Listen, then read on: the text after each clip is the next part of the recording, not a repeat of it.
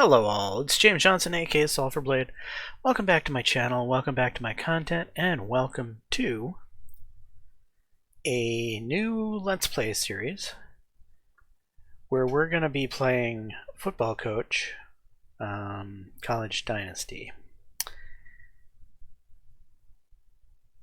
Right now, we're in the process of setting up a new career for this Let's Play. So, this is me, James Johnson. I am a pure CEO type archetype, which is going to give me these stats. I start at age 30 at a level of 10. I'm choosing a balanced playbook, run first. 3-4, aggressive zone. I was debating between aggressive zone and aggressive man. However, I think at this stage in my career, I'm going to need to rely on zone coverage because I have a feeling that with the younger coaches I have and the starting school of Northern Illinois DeKalb, that is a fairly low prestige school. I'm going to struggle to get good recruits, which means I'm going to struggle to have defensive backs that I can rely upon to perform a 3-4 aggressive man type zone. So since I'm assuming my defensive backs are going to be weaker in talent level, I'm thinking I'm going to go aggressive zone, at least for now in my career. Obviously, I'm definitely going to go run first. We're going to be a very chew the clock oriented team. If for no other reason than to keep the opponents from being able to run up the score on us by effectively taking away as much time from them as they can to score. Maybe that's a bleak perspective, but honestly, I prefer a run first type offensive anyway, and it's not just because I'm going to be starting with a very weak squad. It's also because I believe that running the ball is the key to having championship teams no matter what. So it's a win-win. We're going to look at our coaching staff here. We've got Wyatt Carr and Luis Parks. They match my offensive schemes. Balanced, run first here for my offensive coordinator, and then my defensive coordinator matches up with my defensive scheme of 3-4 aggressive zone, 3-4 aggressive zone. They're both rather young at 36 and 34. With me being extremely young at 30. So we have a very young coaching staff, which means we're not going to be able to rely on our coaches to brute force us some wins. We don't have a 10 skill offensive genius per se. We have a 6 skill offensive genius, and I'm not providing any offensive or defensive genius to the mix here. So this rating of 6 is rather mid. We're going to truly struggle in the beginning, especially with a low prestige, very low facility. 18 facility is about as low as you can get team, but that's just all the more challenge. That's all the more enjoyment at kind of building up a small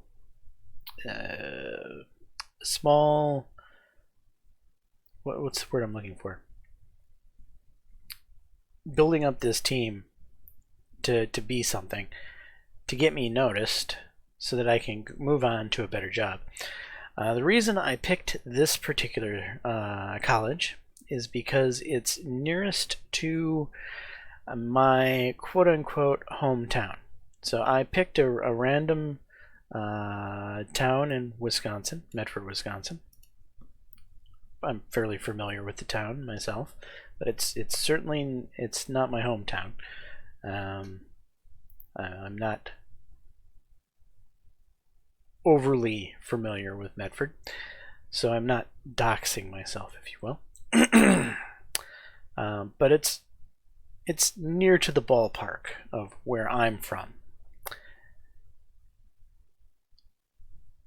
DeKalb, Illinois is about as close of a low prestige college as I can find in the list to go with, as obviously Wisconsin is the closest, but Wisconsin is an extremely high prestige team, and the whole point of starting a coaching career is to work my way up to my dream job, not to start in my dream job.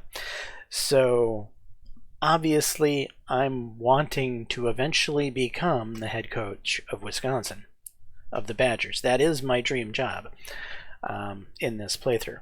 However, I won't pass up an opportunity to go to, say, Ohio State, and I won't pass up an opportunity to go to Notre Dame, and I probably wouldn't pass up an opportunity to go to Michigan or even Michigan State.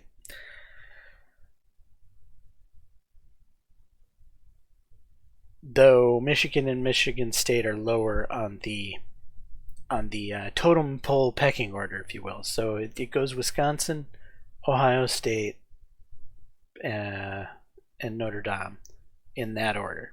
Then the Michigan teams, and then outside of that, just Big Ten in general.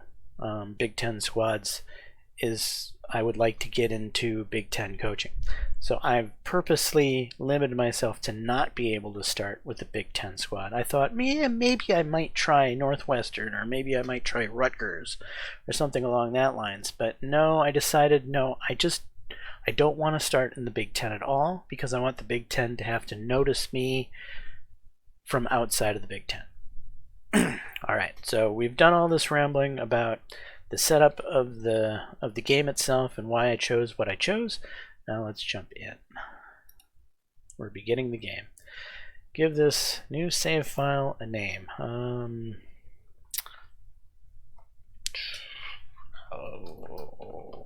YouTube, I suppose.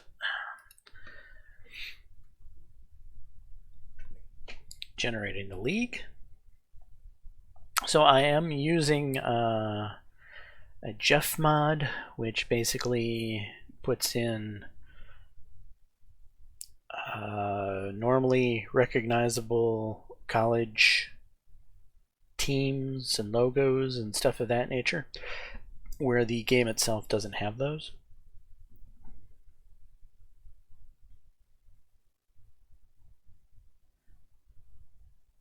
I don't know how long this is going to take.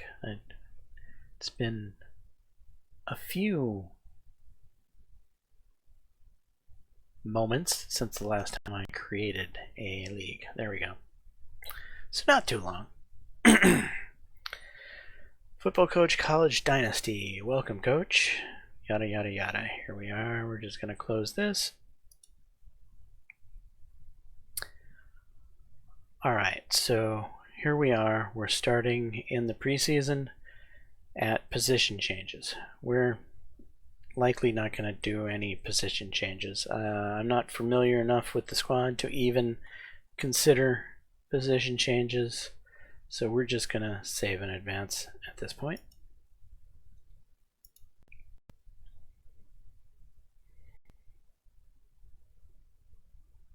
This first year, I'm sure, is going to be a really tough year for us, as we're starting with a very low prestige team that's likely on the bottom of their conference.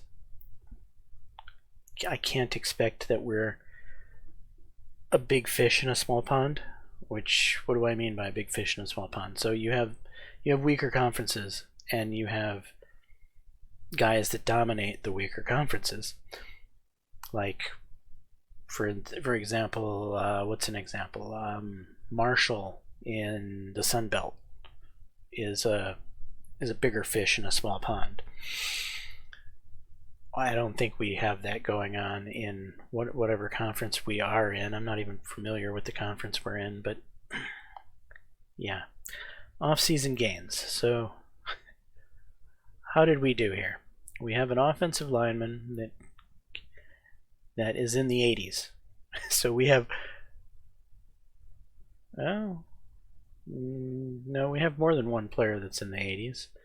Okay, I'm used to it sorting. Oh, here we are. We have 1, 2, 3, 4, 5, 6 players in the 80s. That's actually better than what I was expecting. That's not horrible. And our best guy is an offensive lineman. I won't complain about that at all. We have 2 very strong defensive linemen. We have a fairly strong cornerback. We have 2 strong cornerbacks. Well, if I knew we had 2 strong cornerbacks, I could have gone man. Oh, but anyway, zone will work fine. And then we have a halfway decent wide receiver, I suppose. And a 3rd cornerback? That's interesting. We have fairly strong skill position players here. Here is likely our starting quarterback.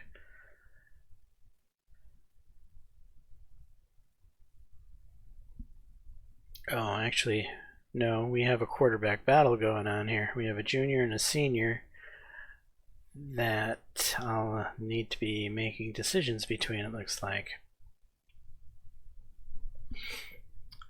Some okay offensive linemen.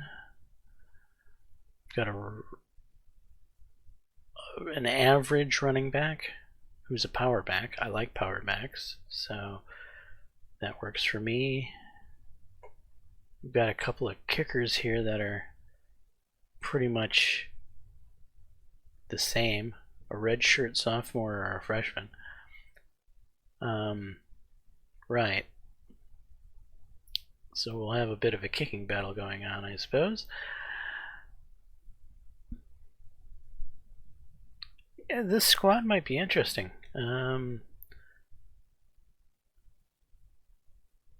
We got a couple guys in the 50s. To be expected. At least they've got good potential. And they're freshmen, so they won't be playing this year anyway. Well, redshirt sophomore. Huh. Odd. Doesn't look horrible, actually. Okay, we'll save in advance.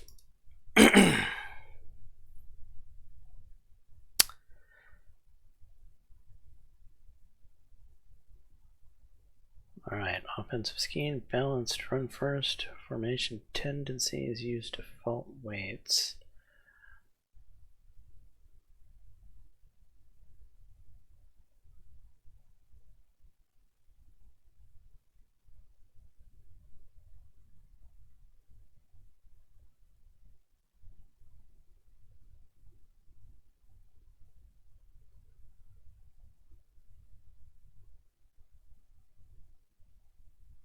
So we're getting 9 because I matched up the playstyle and play match.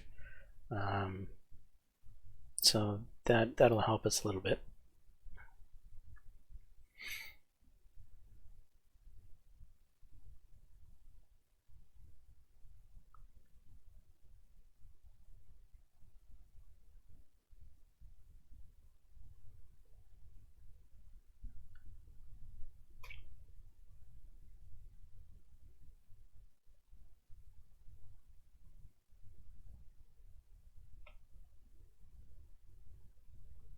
Alright, all this will be filling in later.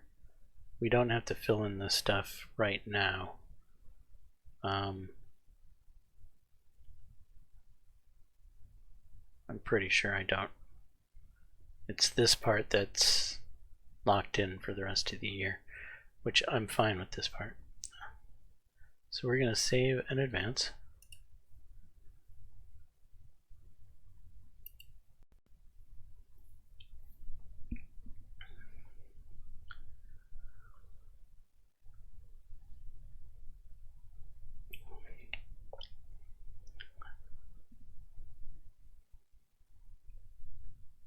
So we have a young coaching squad at a location where we're going to truly be building our own program from scratch. This is about as from scratch as you're going to get. 2 prestige team with very few facilities.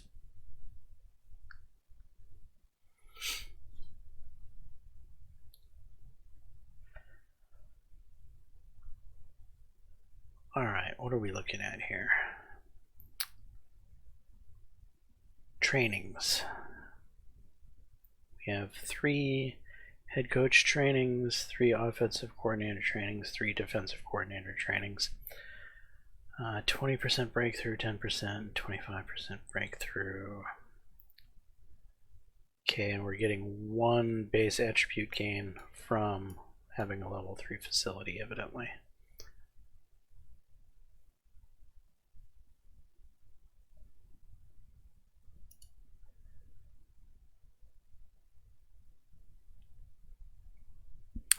These are our QBs. What do we have here? C, D, C, D minus, so the potentials aren't wonderful. The redshirt senior has good arm strength, as you would imagine a gunslinger would. His accuracy is lackluster. His QB IQ is alright.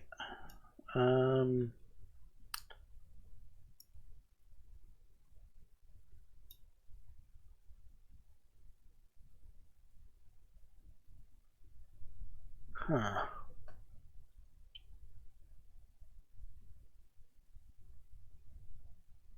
Yeah, I think we're gonna end up going with Dylan here over Hugo.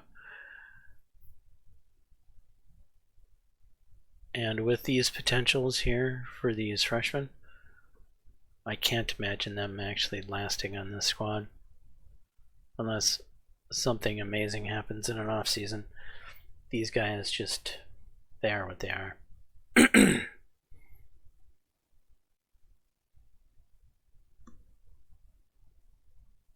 Well, yeah, he's probably going to end up transferring. Am I going to invest any training into you? I don't know. What else do we have to look at here? Running backs.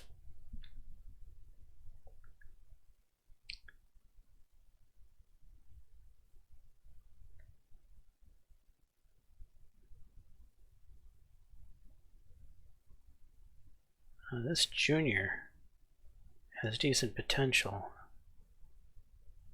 He's not that far behind in skill.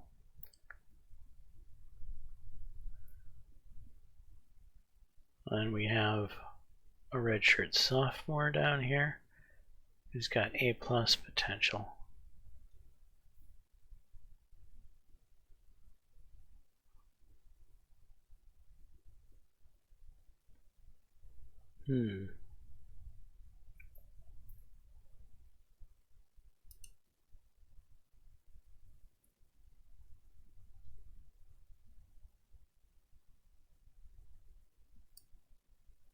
His blocking is lackluster.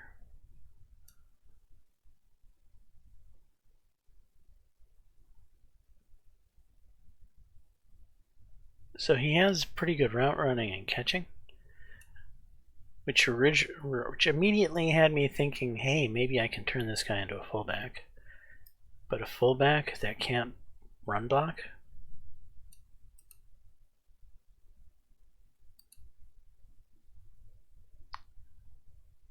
How hard would it be to get his run blocking into a situation that would be acceptable? Potential gains are up to 12.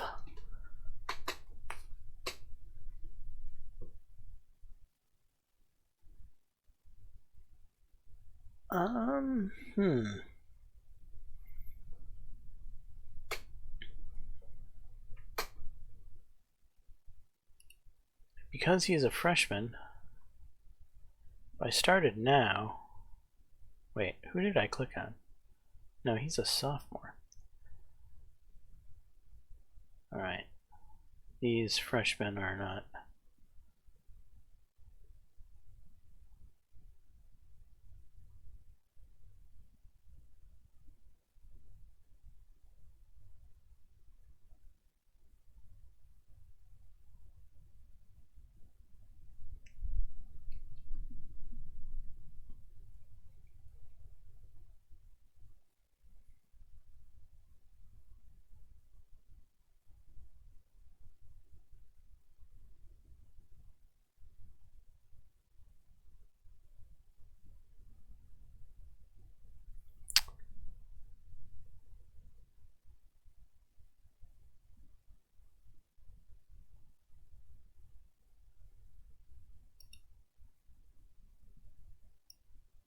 Run blocking and pass blocking low.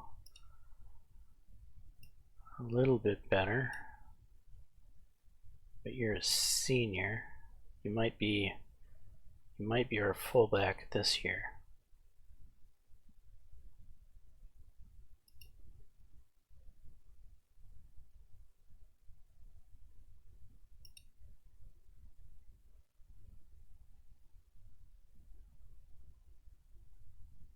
Alright, I'm seeing this guy as a guy I want to put some work into, especially since he's got A+ potential.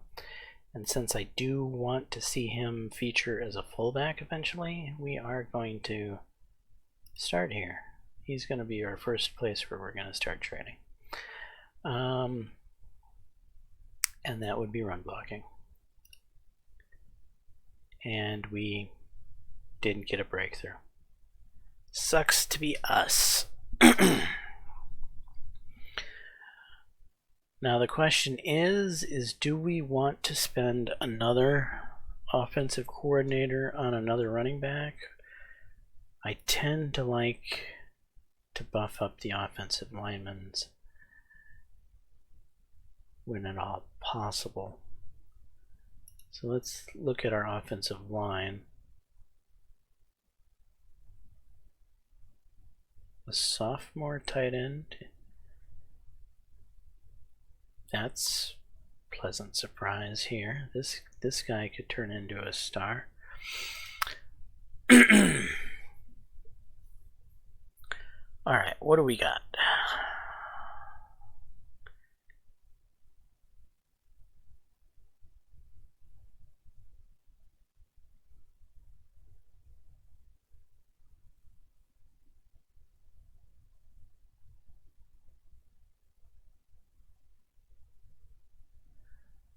Senior, junior, junior, junior, junior, sophomore.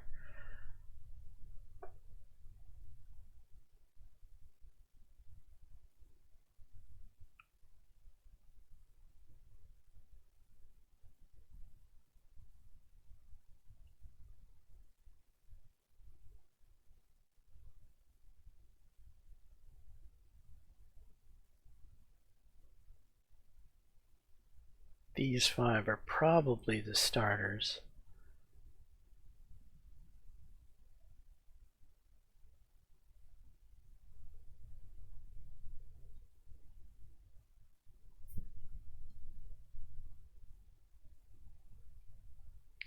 All right, what do we got for run blocking?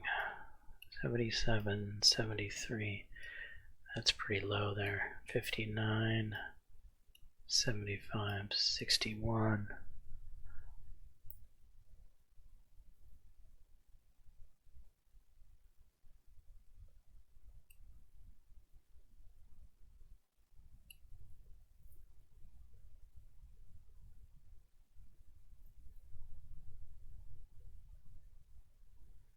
If I'm going to be training, I would rather train somebody that's going to be around a while. So I'm really thinking about putting some effort on Jamie Monroe here,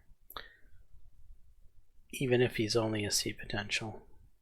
He's still, you know, better potential than most of these guys. This guy from Rice Lake, Richard Pringle we could also put some training into, but he looks okay-ish right now. I think we'll start with run blocking on Jamie Monroe here.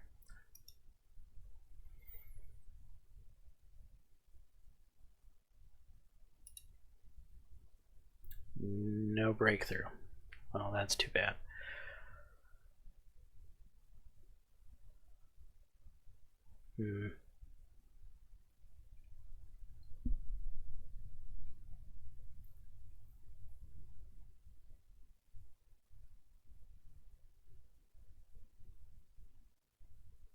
We are going to put a training here. We're going to use a head coach training to work on either speed or strength. I believe we're going to go with speed.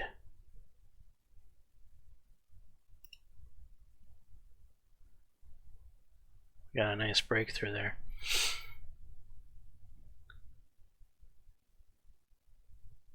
Excellent.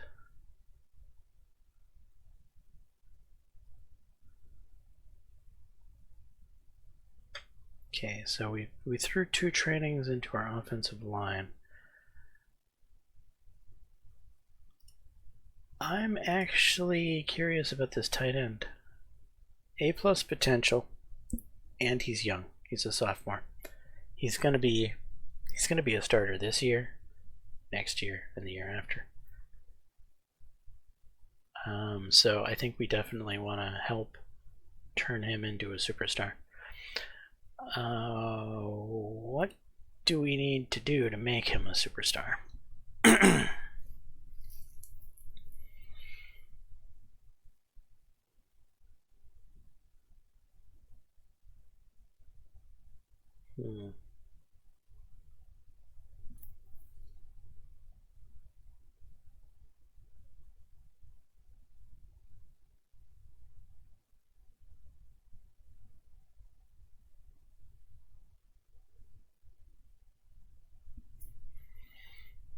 Route running?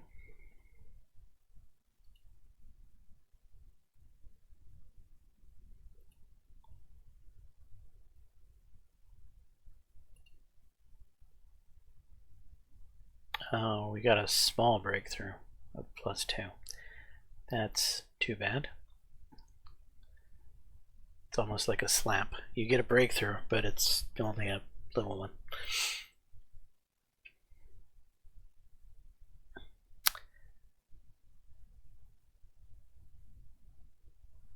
Right, we've used our offensive trainings. I pretty much always use one of my HCs on a kicker. We have a freshman kicker with decent potential.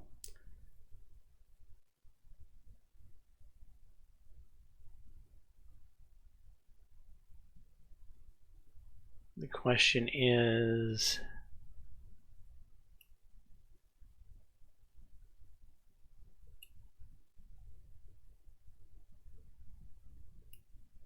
okay, this guy is a better punter.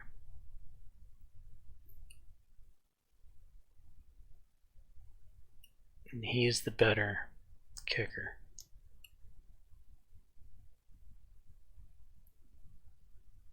So that's exactly what we're going to do. Kicker, punter.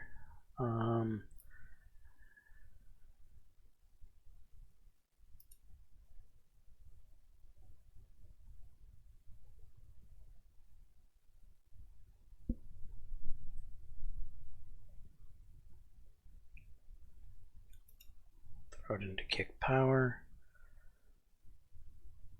No breakthrough. That sucks. Then let's go take a look at our defensive before we use the final HC training.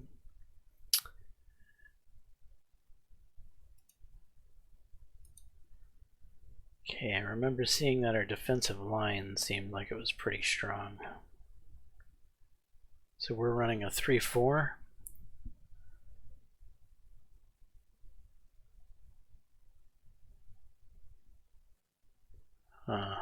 So we've got a little bit of a battle going on here. Junior and sophomore. Potentials are all both kind of crappier. Got a senior down here with A-, but yeah, these guys are already better than the senior. Even if he does have the better potential, it's not worth wasting any effort on him at the moment.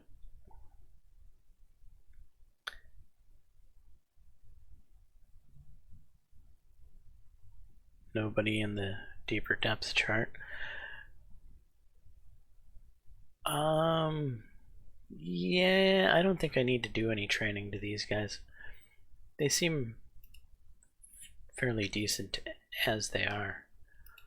Linebackers, being in a 3-4 linebackers are kind of the more important section of the defensive squad, if you will, as we need to rely on at least 4 of our linebackers to be serviceable. And it looks like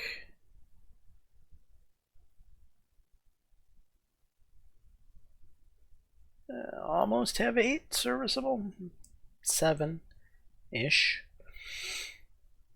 Any of these guys, B+, redshirt freshman. So this is the linebacker, future linebacker star here. This is the guy we're going to invest time into.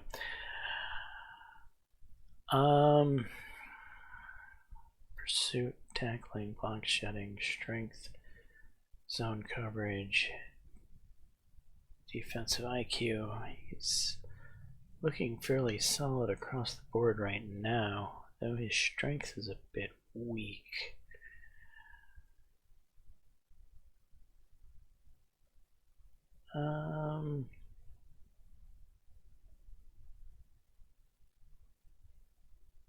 He's got strong tackling.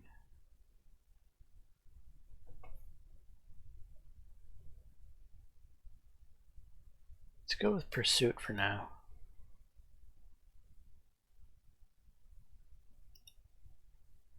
Again, no breakthrough. We are not getting lucky here in our training.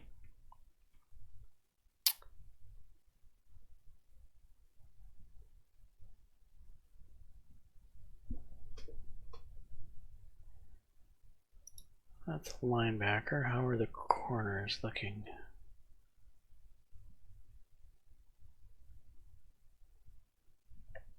Do we have an up-and-coming young corner? Redshirt freshman, B- potential.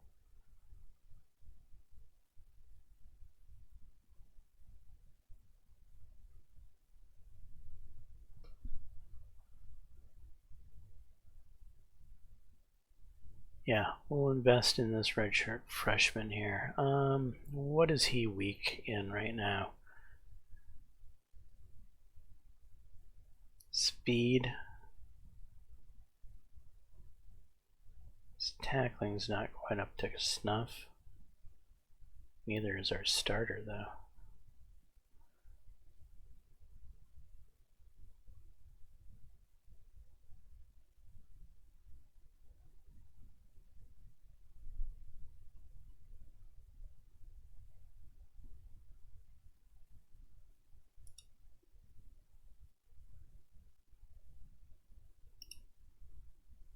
Okay, we got a breakthrough in tackling on him. I think we're going to spend another one here on our starter. I don't like, even if he's a senior, I don't generally tend to spend on seniors. I'm not happy with the 65 tackling.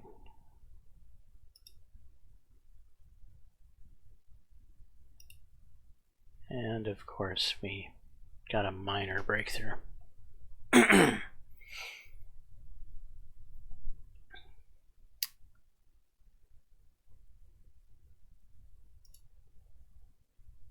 Safeties.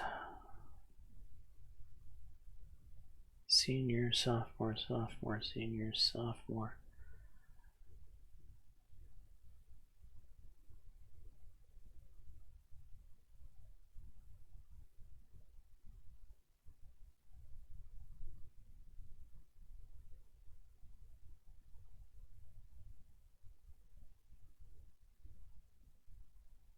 think we'll want to put a few points in Adrian Joyner there in the future.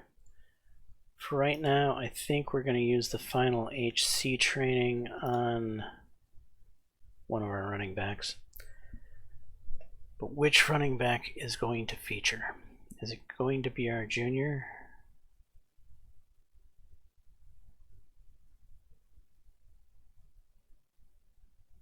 He's got the better ball carrier. He doesn't have the ball security. 80 speed.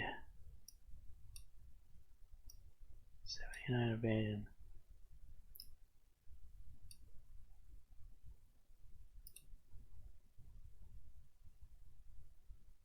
Yeah, I think if we give this guy strength, no breakthrough, of course.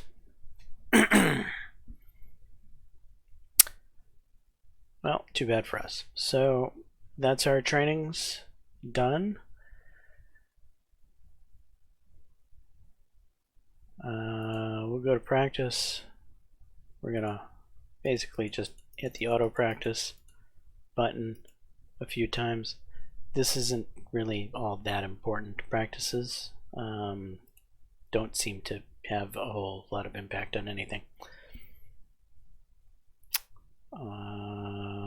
Yeah. So anyway, back to the week dashboard. Now for recruiting.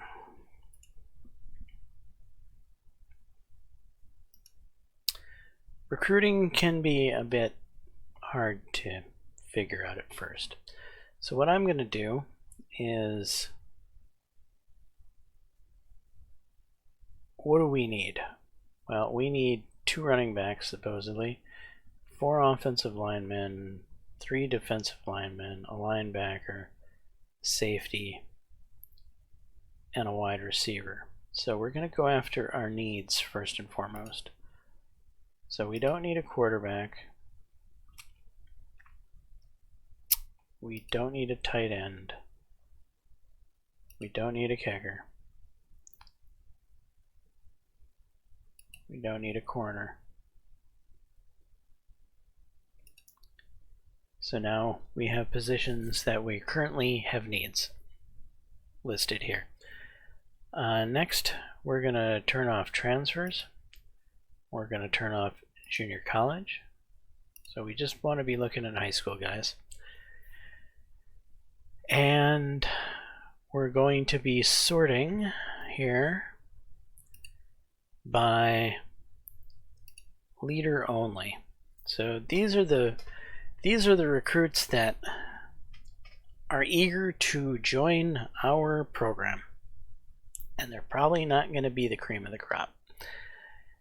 Yeah, and as we can see, they're lackluster-ish, and there's only 5 of them.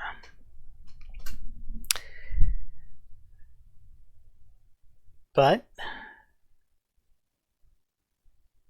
we can't look a gift horse in the mouth. Seeing as we're going to need 3 defensive linemen, both of these guys are going to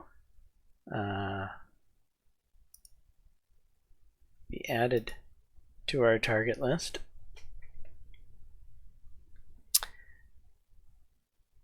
How many offensive linemen do we need? 4. So yeah, we're going to add both of these guys to our target list. And this wide receiver, we do need 1, so yeah, we're going to do it. Okay, so in a way, we've locked down at least 2 of the 4 offensive linemen and 2 of the 3 defensive linemen and covered the wide receiver. These guys are more than likely going to sign with us. We probably won't get a lot of competition for them.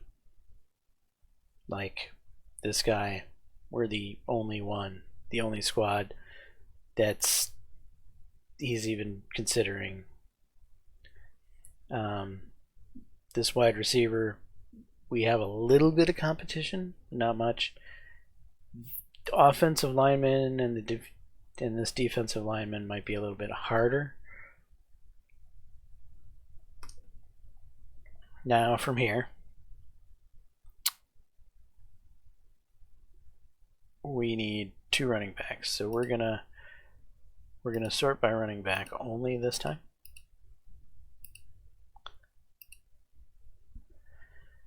We're going to go to top 3. These are the running backs that we realistically have a shot at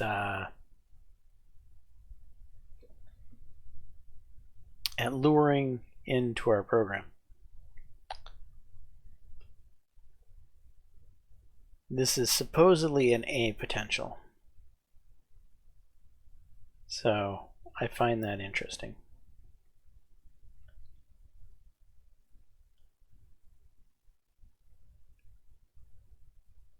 Although we seem to be 1,000 back on the competition for him, which is a little bit of ground to make up.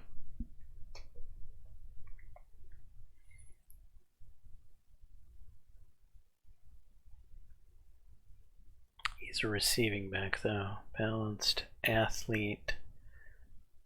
Probably more interest in the balanced and the athlete than the receiving backs.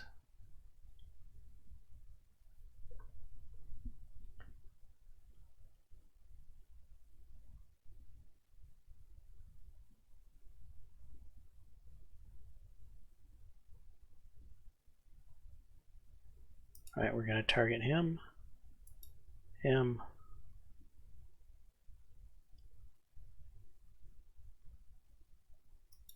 him.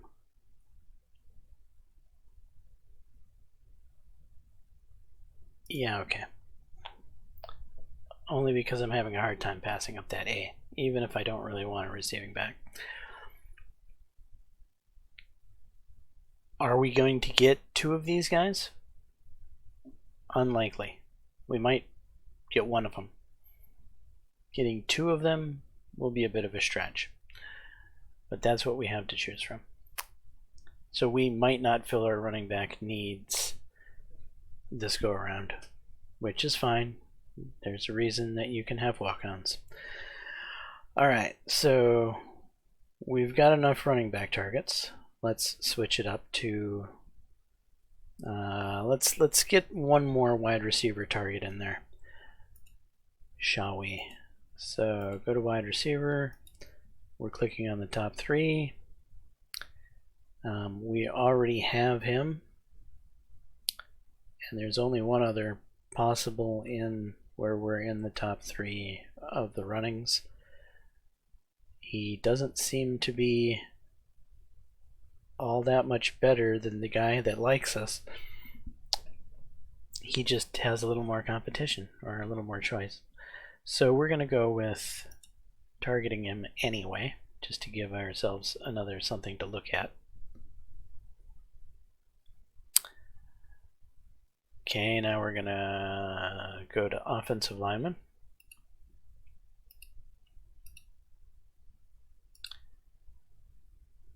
Okay, we got quite a few more to choose from. 2 pages of offensive linemen. Well, 1 page and an additional guy. So 16 to choose from.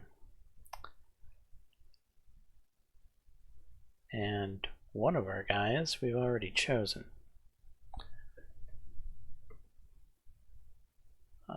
We're going to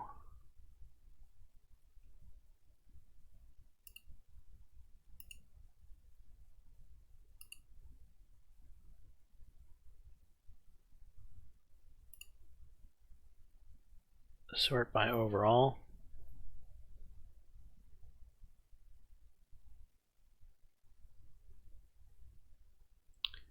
We're 200 back, and this is the highest overall listed guy.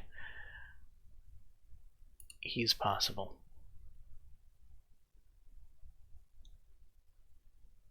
$900 back, 1,100 back, 300 back is better. He's pass protector. I would rather have a run blocker, but that's a lot of competition there. Though this is a B+ potential, and I don't mind a B+ potential. So we will target him because of the B+, because we're not that far back. And this guy is a run blocker. We're not that far back. We'll target him as well. So yeah, we're targeting a few extra offensive linemen because in order to get 4, we're going to need a few more choices. In fact, I think we're going to target one more.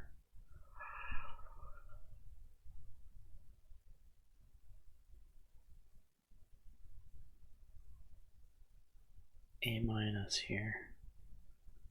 A- balanced. This guy's a run blocker down here. We're 200 back on this guy. How about the run blocker? We're 400 back.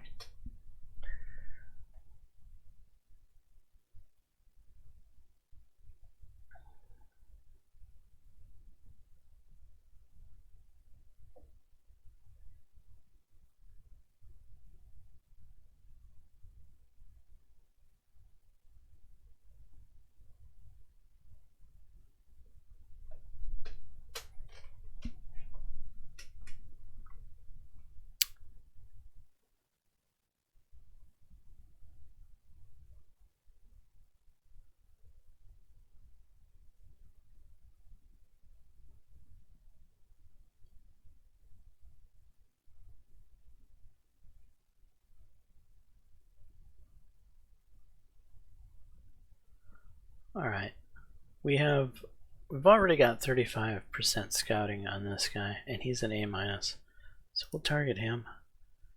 And the same thing down here, we have a 40% scouting already, and he's at an A-, so we'll target him. Even though this guy's balanced and this guy's pass protector, good potential offensive lineman. How do I explain this? Potential is not everything. Potential is just basically how easy it's going to be to get breakthroughs when you're training them. And then it also does affect slightly how much more likely they are to get larger gains in the offseason. So those are the two things that potential, for the most part, factors into. Otherwise, a potential A to potential F player are not that different.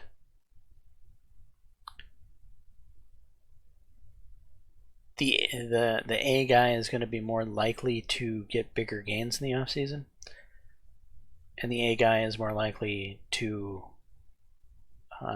be easier to get a breakthrough when training than the F guy.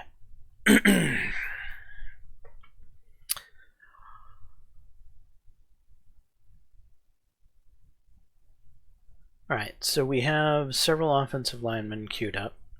Let's move on to the next position, which is defensive lineman.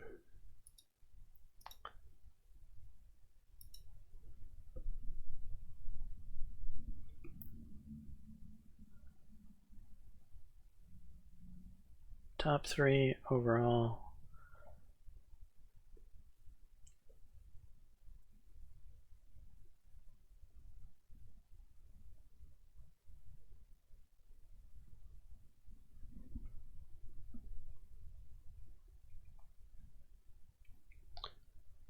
We are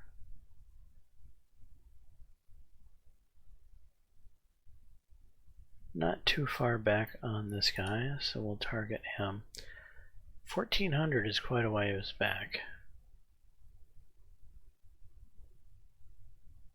We're already targeting him.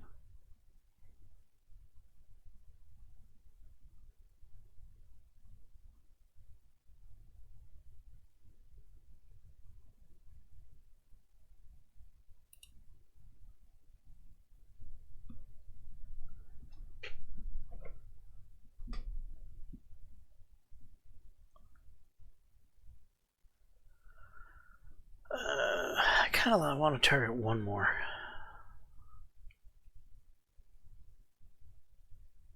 So it's between Brock here, who's a pass rusher, and Johnny Boyd here, who we're back a little ways with. But he is from Waukesha, Wisconsin, which has me... He's a Wisconsin boy, so I'm going to pick him just because he's the Wisconsin guy.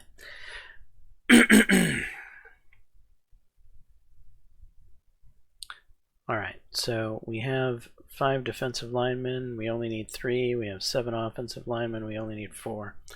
We have 2 wide receivers, we only need 1. We have 4 running backs, we only need 2. So you want to pick a few more targets,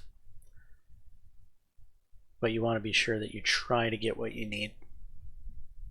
Okay, we're probably going to look for about 3 linebackers to pick the 1 out of.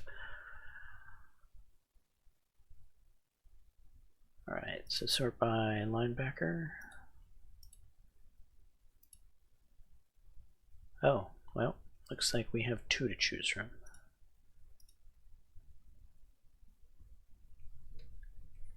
Now I could go top 5, for instance, on linebackers, but the likelihoods that we're going to win the fight in the top 5 picks are not very good at all. So go with what's realistic for your squad. We are not Ohio State, we are not Wisconsin, we are not Florida, we are not Michigan. You know, we don't get the pick of the crop, we get the leftovers. So just be realistic in what we can accomplish here. And top 5, just that's where we're not going to be winning highly contentious recruiting battles. And we need a safety.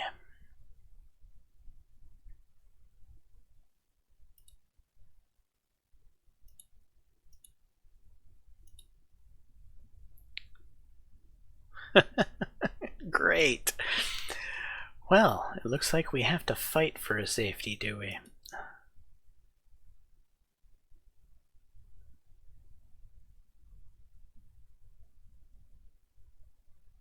Which of these safeties are we most likely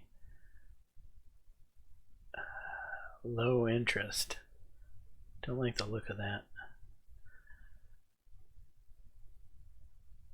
Low interest. Medium interest, but we're already way behind. Medium interest, but we're fairly behind.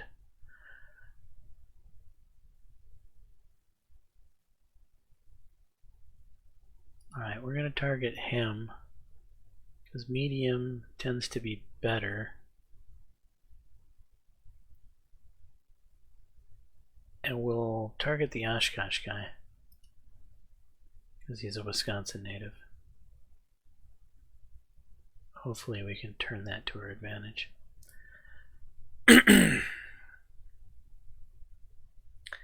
So right now we have 22 of 40 targets. These are the more realistic targets, if you will. Safety is going to be our hardest battle. We're probably going to have to put in the most effort on one of these safeties if we're going to land them.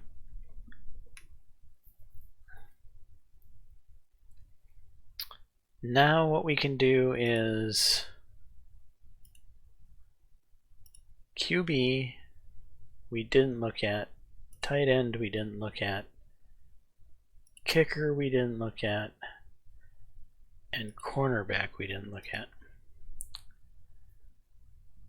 Now we want leader only on these. So of these categories, is there anybody that's pretty much trying to jump into our laps?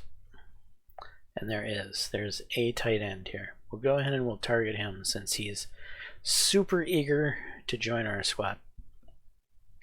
Who knows? He could be a gem. And even though we don't necessarily need a tight end, he might turn out to be, you know, something special. You never know. Otherwise, I think we've finished grabbing our targets that we're going to shoot for in this particular off season.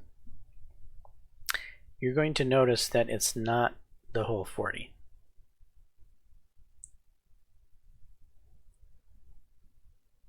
And that's on purpose. We're not going to have a whole lot of ability to compete because we don't have very good coaches to compete with. So we want to keep this number as low as possible to make it more realistic that we're going to actually land who we're going after. We're not a big squad. If we're a big squad, you know, I try to go for a whole 40, but we're not. So 23 is fine. We're covering our needs, and that's the important thing, to get our needs covered. So now from here, we're going to go to my targets. And once we go to my targets, we're going to sort.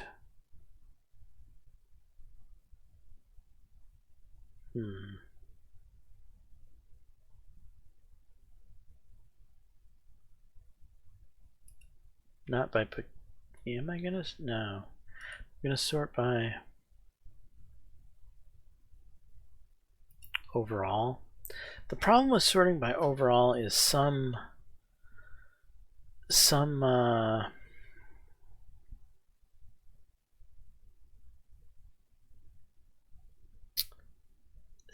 how do I put this? Some positions tend to have higher overall ratings earlier in the career. So at this point, they're higher than other positions that have lower ratings. So what's an example of that? Wide receivers, for instance, tend to have higher ratings. So the fact that this wide receiver is in the 50s, he's a pretty bad wide receiver. It's pretty common to get wide receivers that are close to the 70 rating as a recruit. Same thing with safeties. Safeties, it's pretty common to have closer to 70 rated guys, where offensive linemen, they're usually down closer to the 60 category than the 70 category. Defensive linemen, same thing. They're usually down closer to the 60 category than the 70 category. So you just kind of got to know which position it is when you're sorting this way, because a safety, for instance, at 67 overall isn't as impressive as, say, maybe this offensive lineman that's at a 64 overall. So keep that in mind when you're trying to factor which of these is more impressive. But I'm just going to put it in a particular way, and then I'm going to start targeting. Well, I've already targeted. I'm going to start scouting.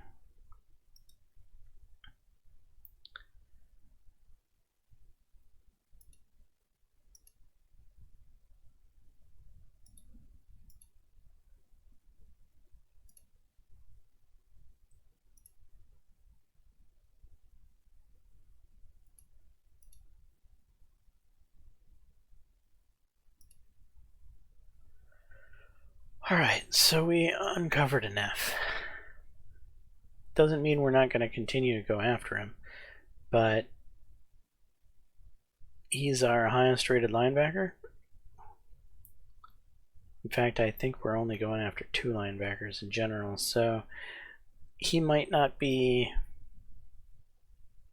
as high on the linebacker priority as Jordan is. Jordan might be somebody we're going to want more than Nolan here, because we only need 1 linebacker, right? Yes, we only have a need for 1. of the two. Because he is the F, he's likely not going to be the one we're going to put our priorities after. But we're still leaving him here in the list because he may end up being the guy we end up going after. We're going to invite everyone to camp eventually. You can only do it, 10 at a time, I believe.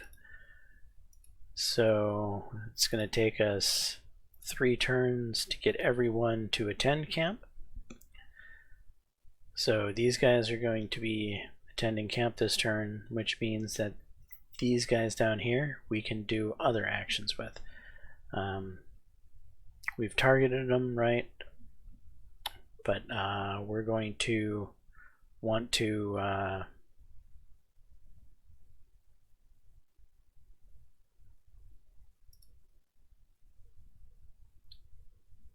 do particular pitches. This is a wide receiver. We're going to throw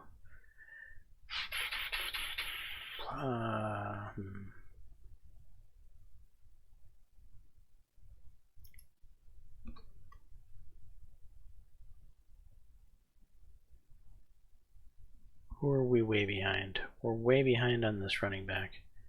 Is this running back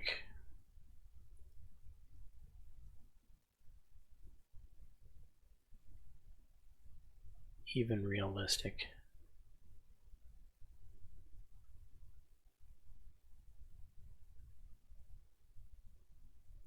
I don't know. I don't know as if this running back is... He is an A.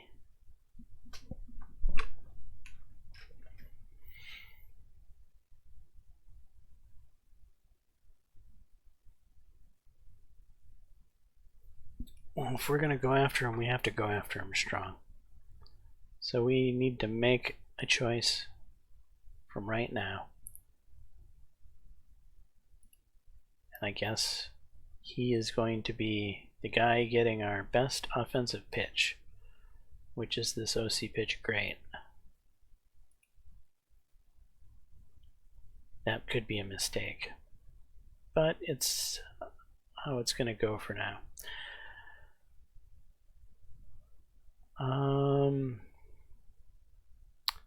Offensive linebacker, offensive. So this linebacker can get our best defensive pitch for now, which is going to be the HC pitch grade then.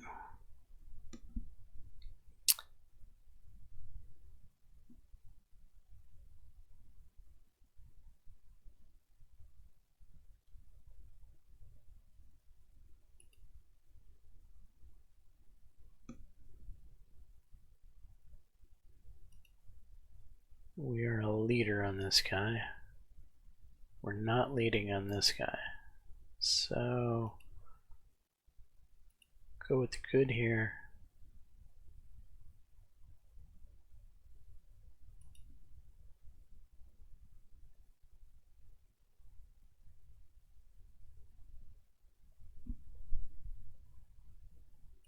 Go with the okay on him.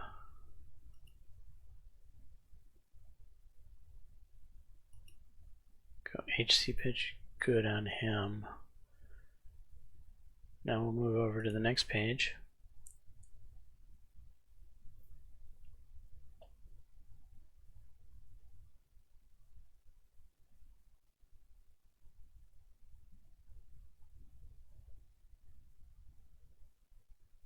Are all of our defensive linemen on this page?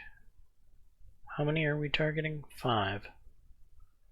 1, 2, yeah, all 5 of them are on this page. This guy we're not going to have much competition for. This one we're already leading on.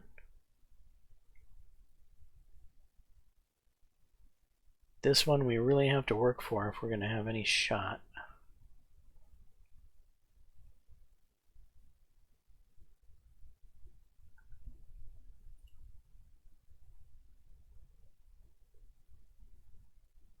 And all of our DC pitches are pretty much the same quality.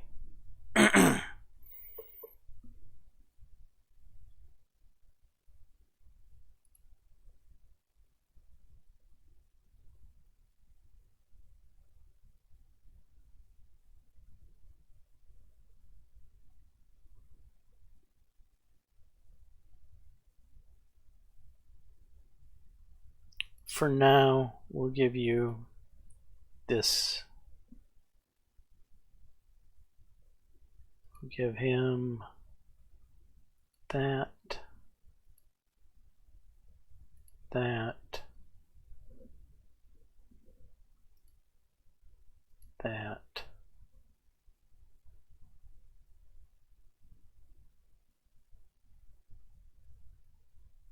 Running back, offensive lineman is what's left on here.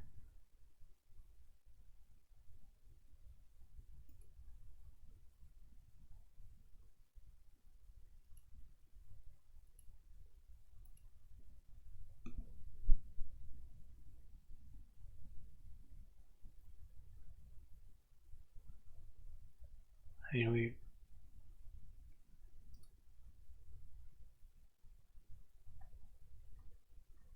we have a camp visit and a pitch to everybody that we're fighting for. We don't necessarily need to throw a pitch to these guys, but I guess we're gonna, just because we can.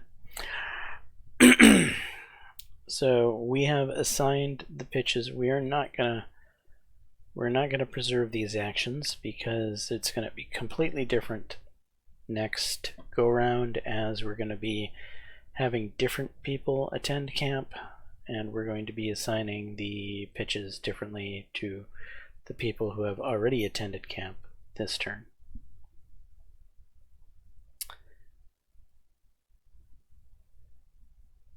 Okay, so that should be our recruiting out of the way for week 1.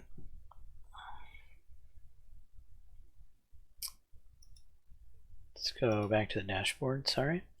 So we've done the recruiting, we've done practices, and we've done our training. So we can go ahead and save and advance.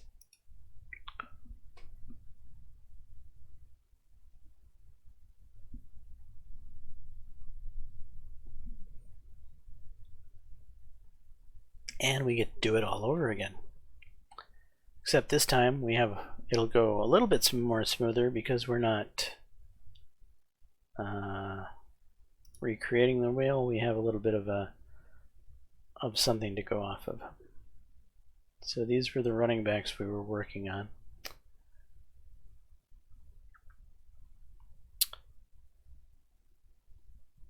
We gave this guy an HC in hopes to get his strength up. We didn't get a breakthrough. We're going to probably try again. So we're going to have less of a breakthrough chance because it's the second training. And again, we failed to get that breakthrough. Alright, this guy we were working on run blocking. Again, we're going to 40% less breakthrough chance because it's the second training. And we failed to get the breakthrough again.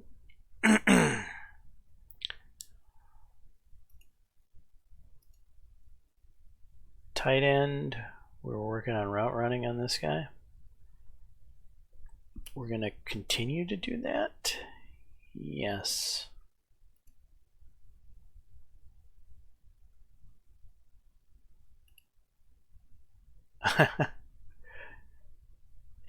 I gotta love A+ potential guys.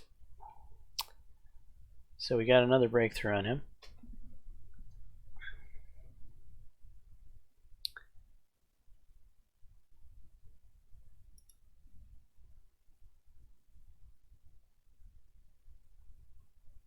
Okay, offensive line. We're working on Jamie down here because he's a sophomore. We wanted to get his run blocking up.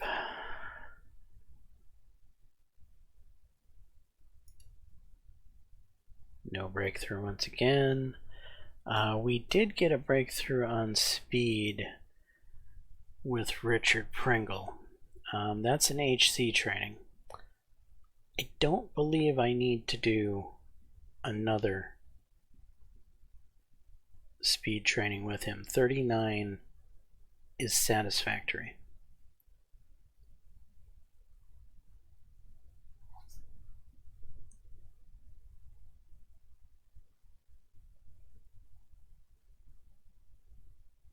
That might be the only training I give him this season. So we might be saving this HC training for something else.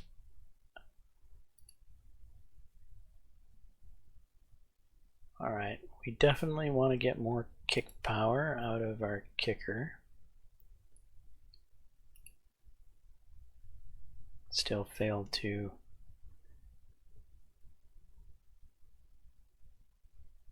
and we're going to throw an HC training on this guy to try to get more punt power. We got a breakthrough on the punt power. Yay for us.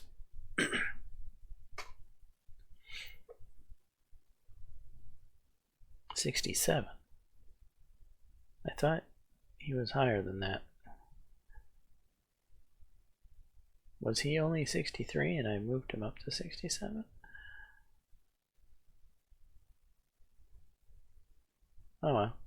It is what it is. He's still the punter. Okay,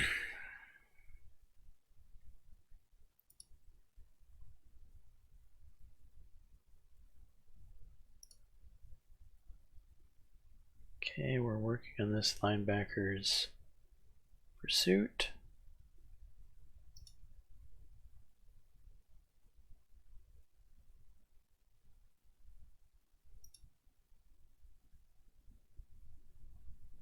No joy. Although 76 pursuit is okay-ish. You know, this is where we should use an H. I'd like to get that strength higher on him.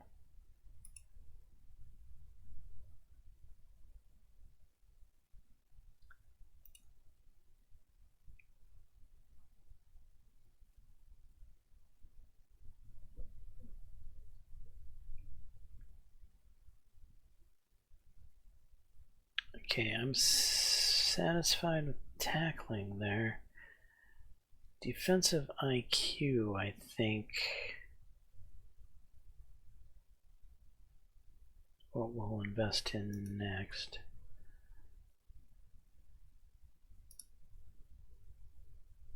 No breakthrough, sadly.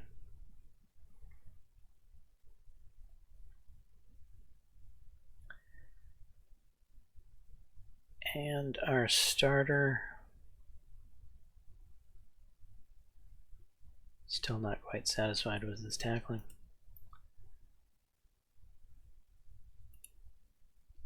We got another breakthrough on him, lucky us. Okay, better.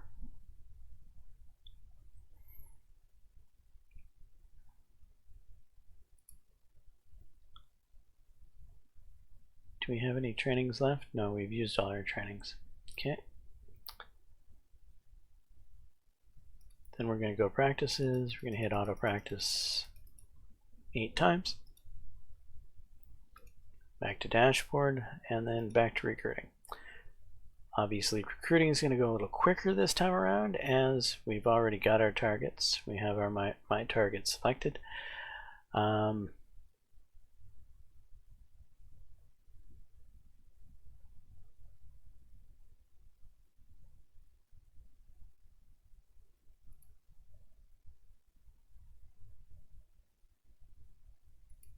Sort by overall.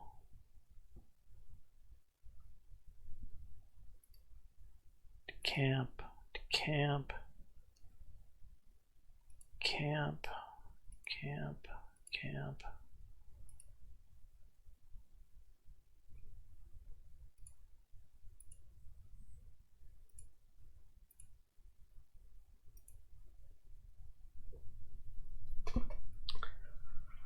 All right. Now, why are things a little bit different order here? Because camp scouts people, which we can also scout people. So when people are scouted, we learn more about them, and their abilities change. They go up or they go down depending on the scouting trends. Like right here we see an A- with a down arrow at 59. So for example, if we hit the scout button here, we might see 59 decrease to 58. But it didn't. Though I want to be spending my scouting at this point on people that we don't have a clear picture on, that are not going to camp. So that's going to be this page. So here we now know he's a B. Scout him. We know tentatively he's a C.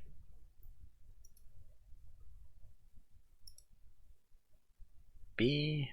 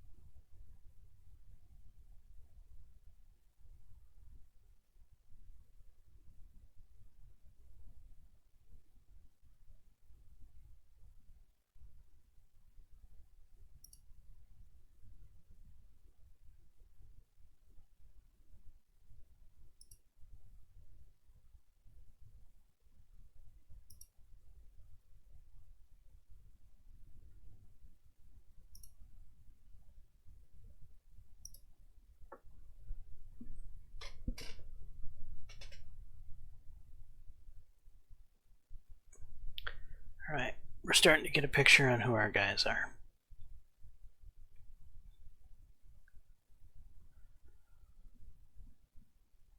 Look, we have a wide receiver up here at 69. Remember the safety used to be the highest rated guy?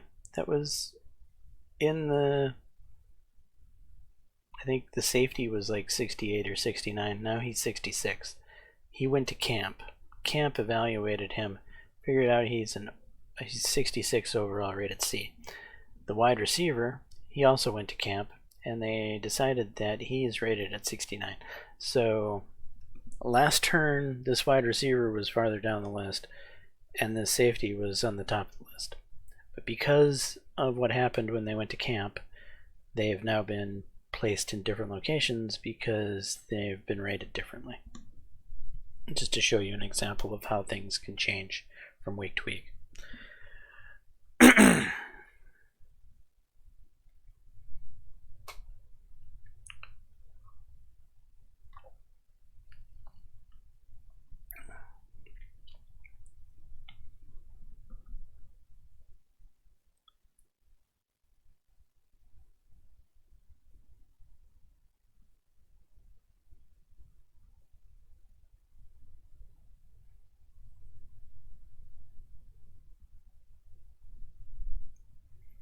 We're also seeing how much people want somebody. Like, for example,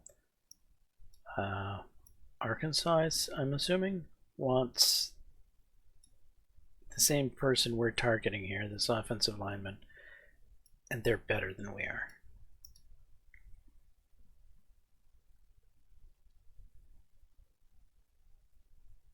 Cincinnati really wants this guy.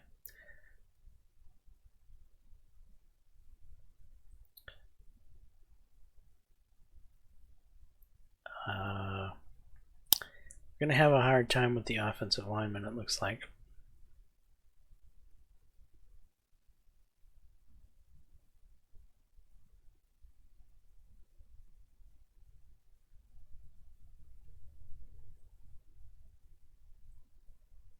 Remember we said we were going to have to fight for the safeties?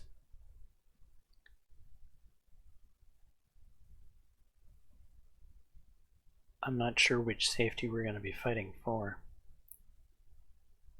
Obviously the C is a slightly better potential than the C-, but they're effectively the same.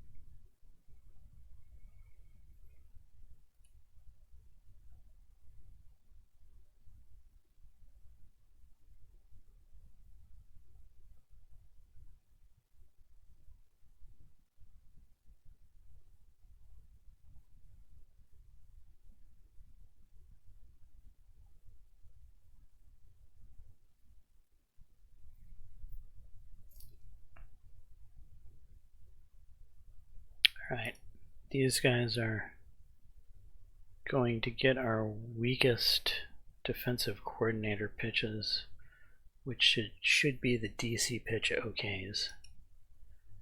DC pitch OK. DC pitch OK. And that'll take care of page 2.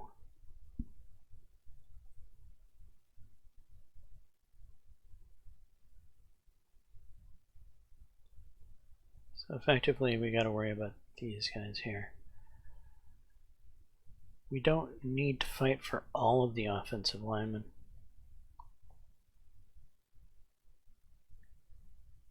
Do we know which ones we want? That's the question. We need 4 of the 7. Or at least we want to try to get 4.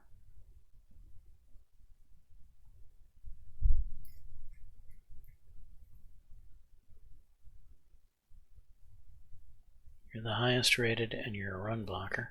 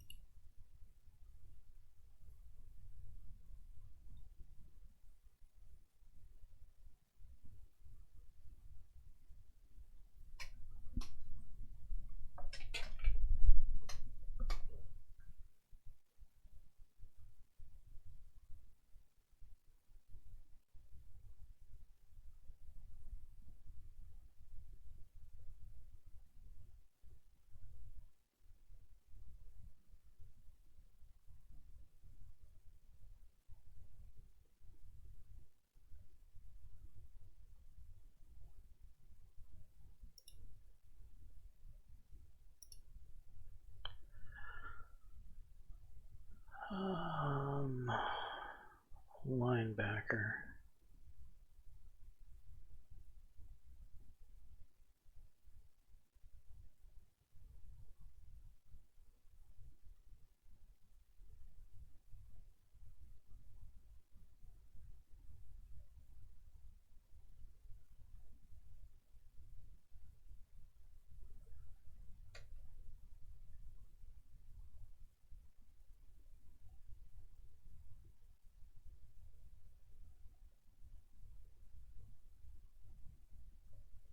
Targeting 2 wide receivers, we only need 1. We're already ahead in the battle on him.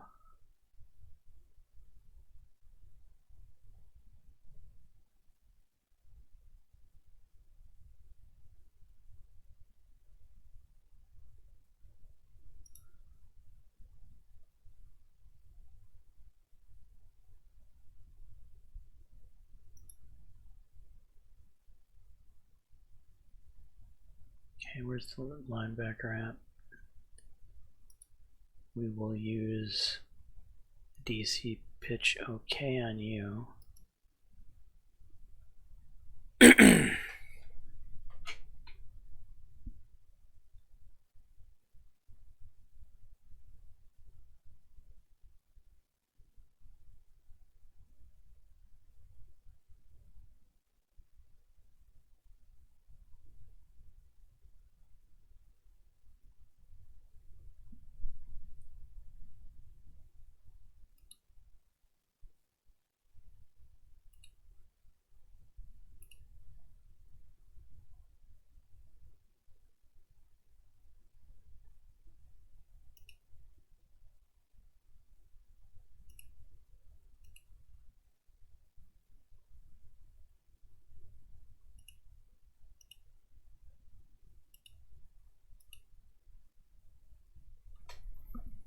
Alright, all the pitches have been assigned.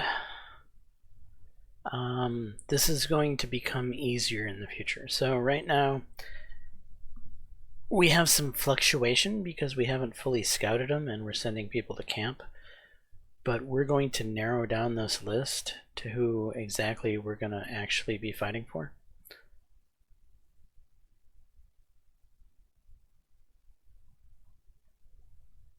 In the near future. But we're not there yet.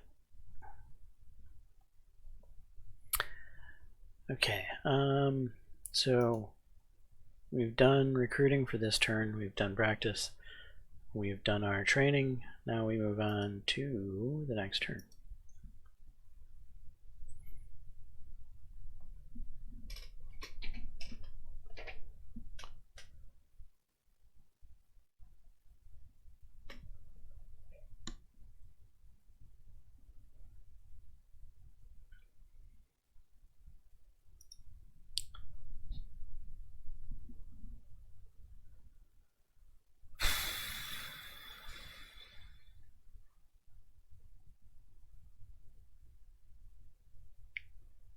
Yeah, we're going to keep going down the rabbit hole.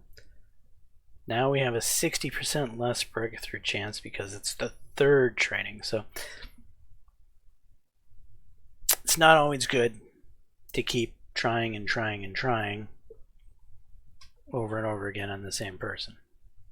However, I tend to do that because I tend to focus on freshmen and sophomores that I want to build up into stars. And so even if I don't get a breakthrough, I still get a point.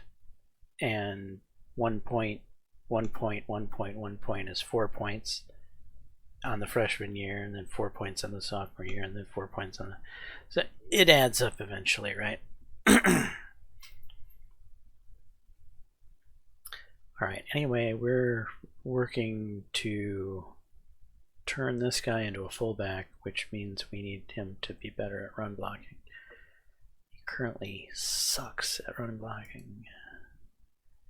Hey, we got a slight breakthrough there.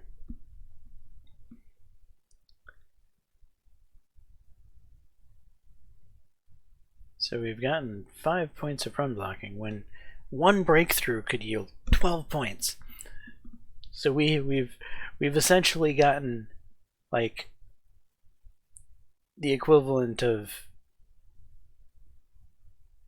a 5-point breakthrough, which is on the lower end of the possible breakthroughs you can get.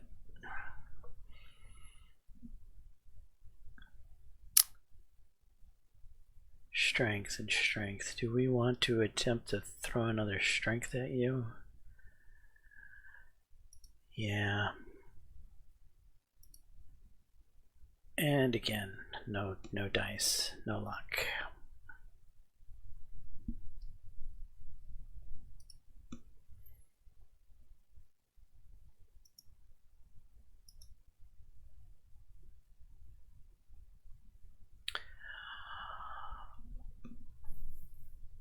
Alright, this tight end, I think we're going to switch up.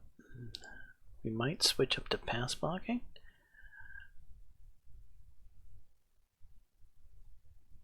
Or catching.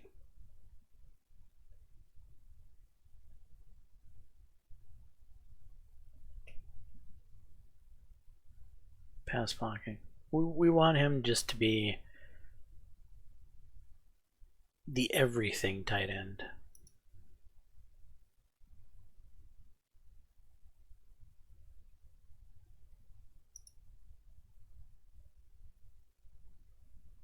One point.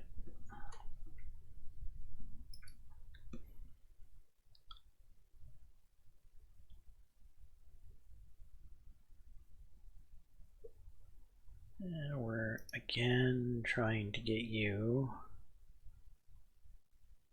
to become a better run blocker.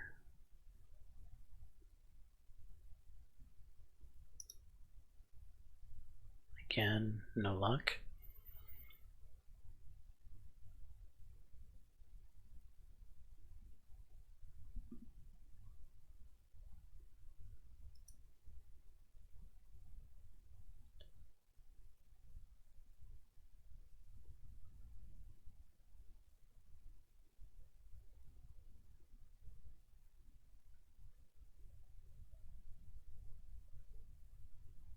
Huh?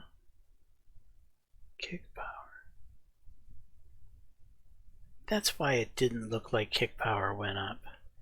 Because I didn't choose the correct... Ah, damn it. That's supposed to be punt power, not kick power.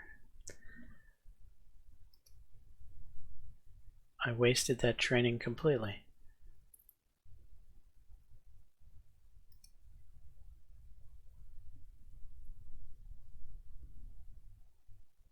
I guess we'll go with what we were supposed to do, which was punt power. Oh, I feel like an ass now. We completely wasted that training completely. God.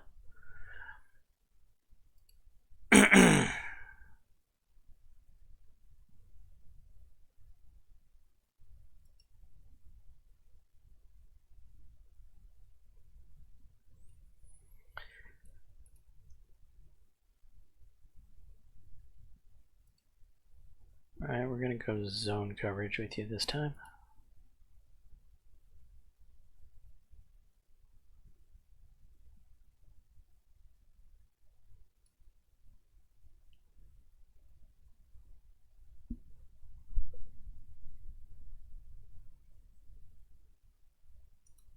Defensive IQ.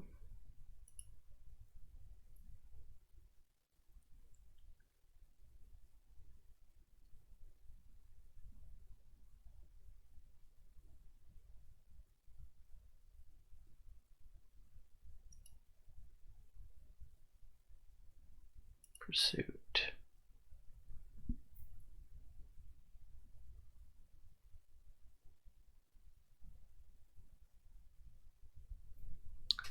Okay, that is all of our trainings this time around. We're going to smash the auto practice 8 times. Go back to dashboard, go to recruiting. Now that we're here, sort this by overall.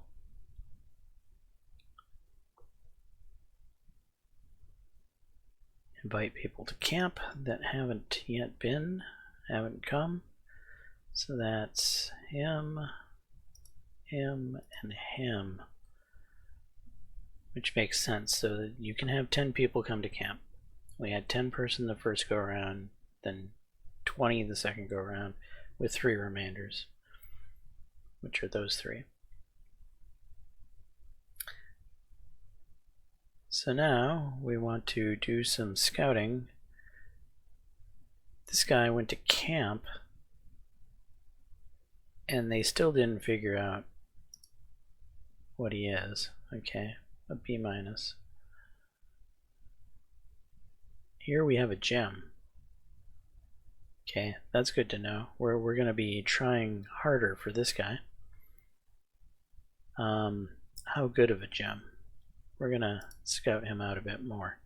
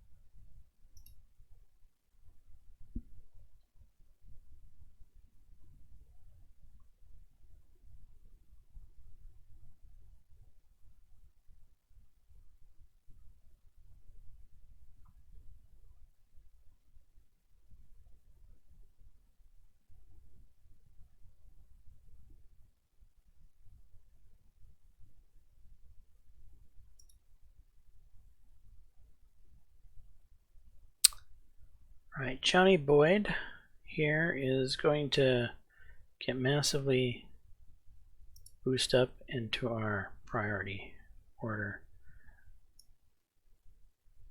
So we can drag him all the way up to the top. What just happened?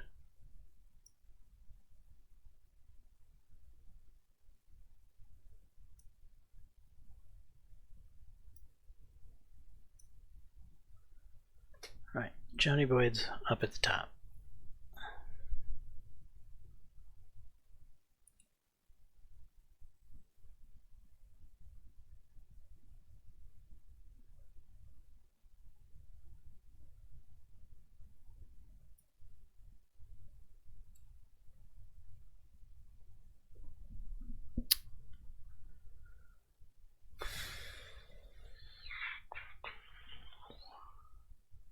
I know personally offensive linemen are always hard to land. People really go after offensive linemen hard in this game. It's hard to win the offensive line battles. So we should pick out the offensive lineman we want and the offensive lineman we're probably going to get. So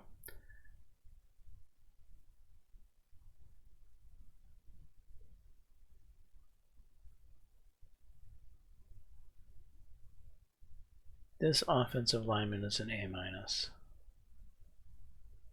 This one's a C.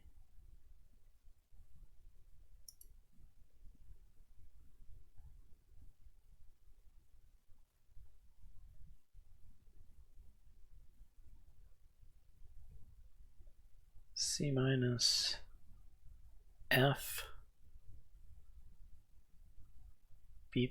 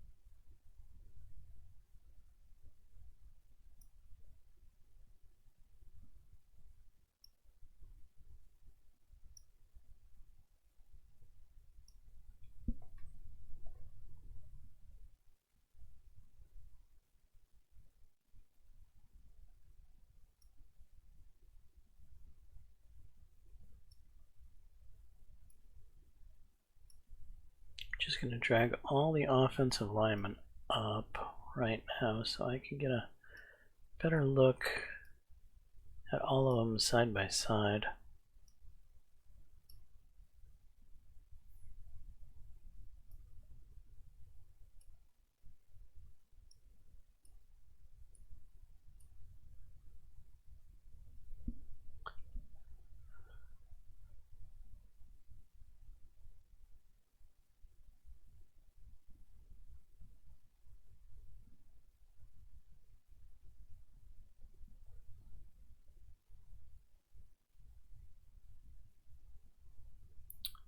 Okay, well, we're ahead on this guy.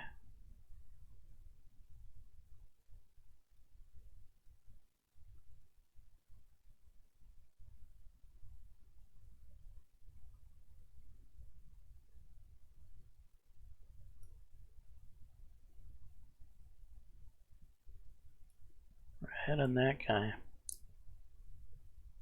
You're an F and we're behind. We're far behind on this B+.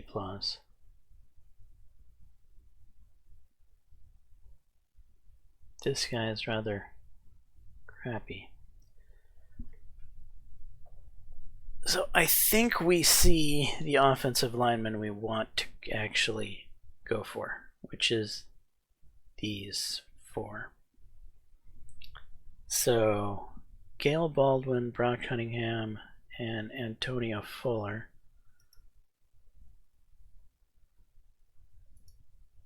Let's put in priority order here so I can look at them easier. Yeah, you gone.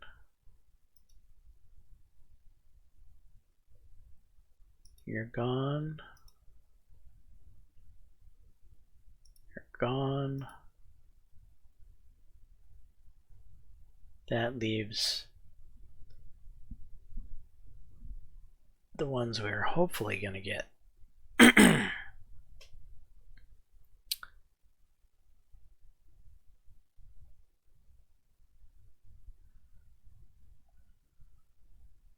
So we've narrowed down our offensive linemen. Let's try to narrow down the defensive lineman next.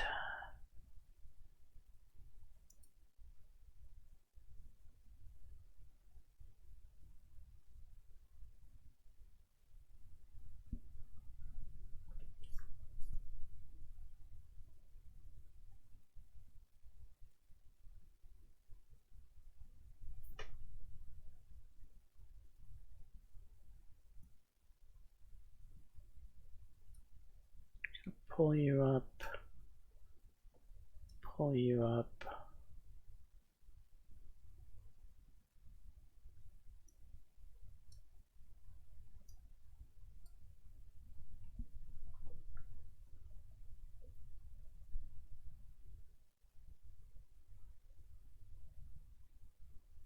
A 57 D minus.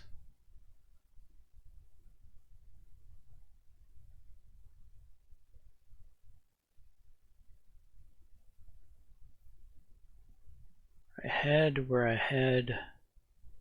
We're ahead. We're behind on the D minus.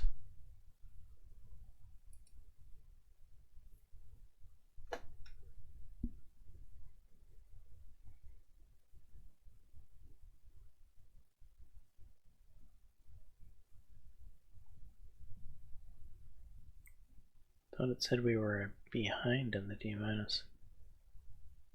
Doesn't look like we're behind. We're ahead, we're ahead, we're ahead, we're ahead.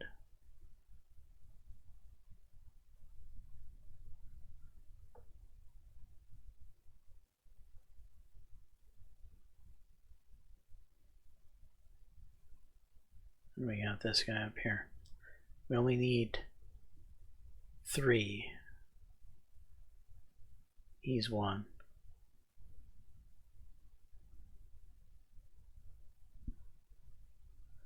I think 2, 3. These 2 getting cut.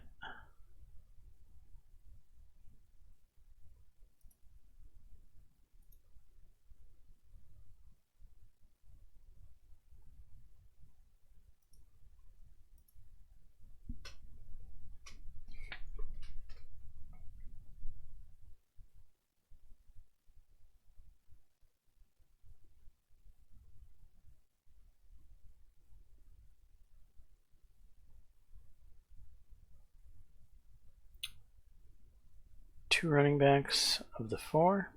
We'll look at those next.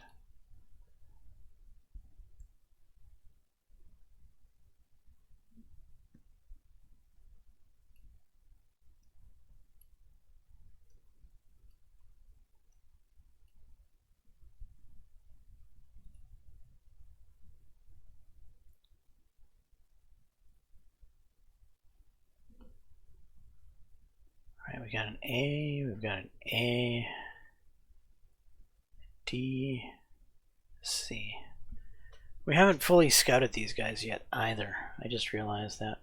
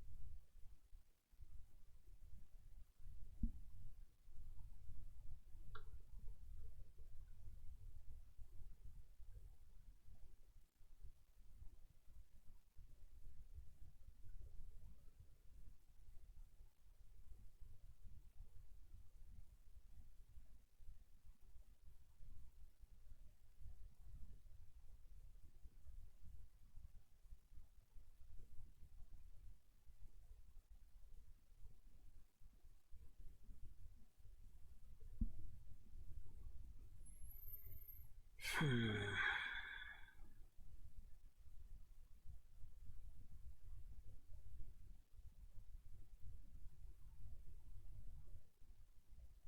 don't want to remove a guy that we're leading in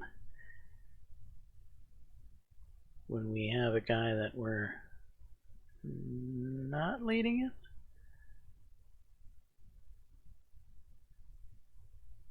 I think we're going to keep 3 running backs on the ticket.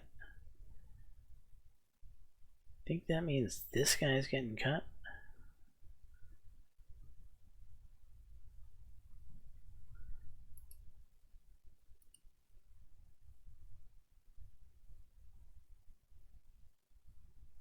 I want these 2, if you will.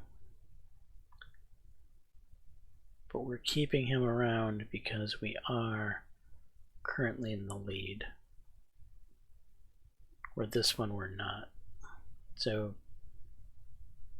insurance.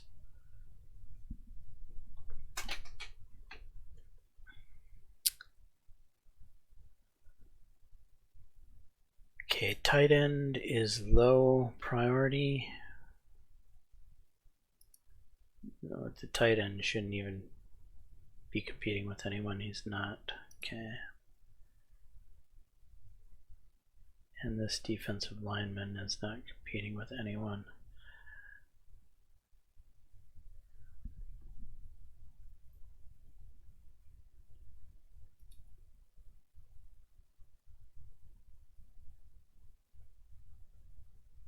Okay, Gavin Arnold.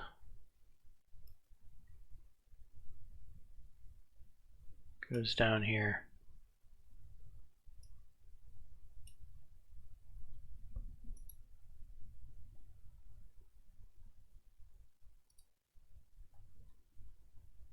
Alright.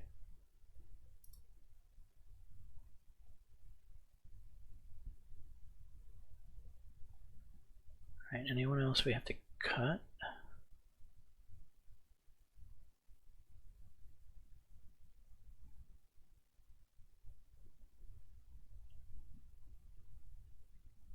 Maybe a linebacker and a safety.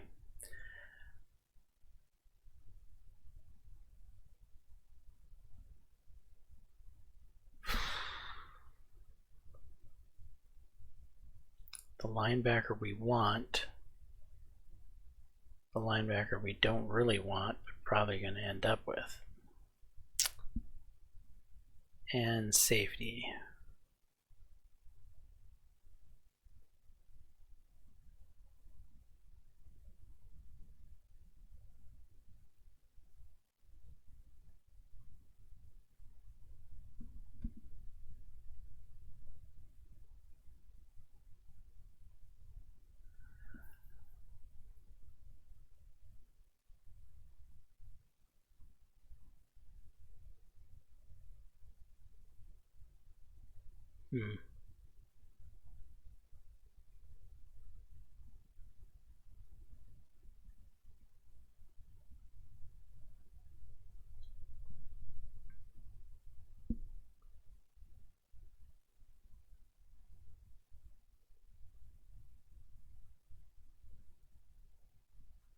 Alright, let's start assigning things. So we know we have a gem, and because we have a gem and we're competing for said gem, we're going to throw our best pitch at him from now on. Then we have the offensive linemen that are going to be tough to land.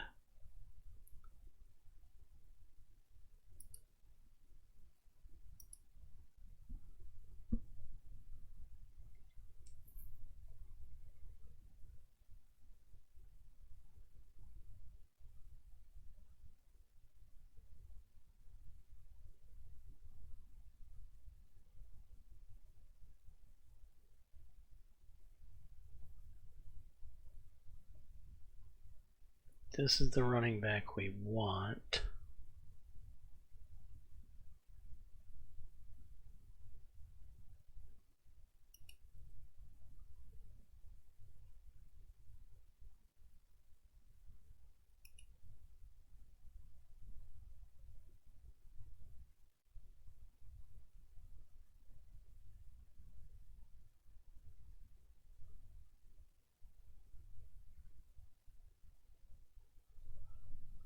This is the linebacker we want.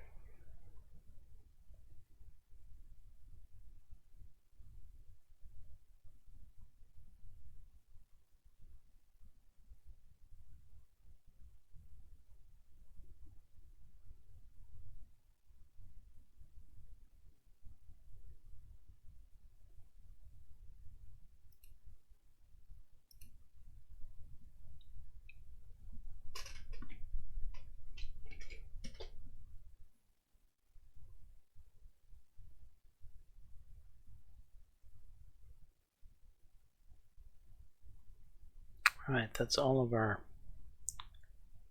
pitches.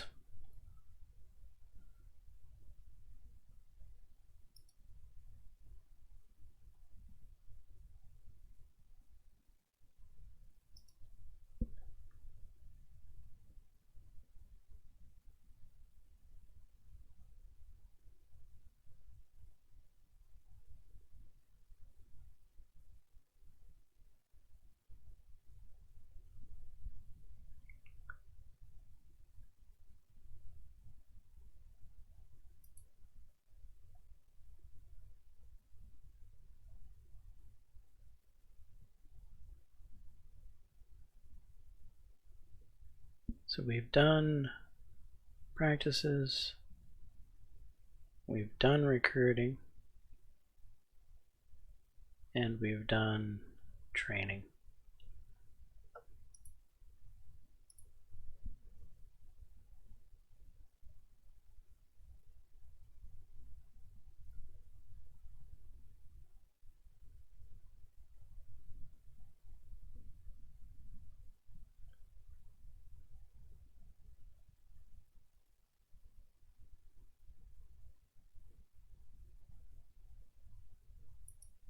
We're going to go backwards.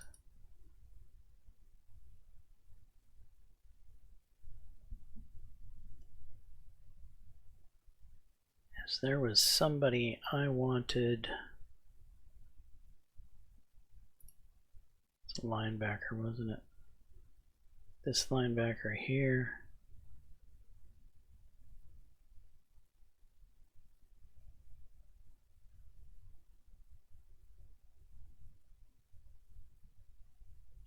Want to attempt a head coach strength on.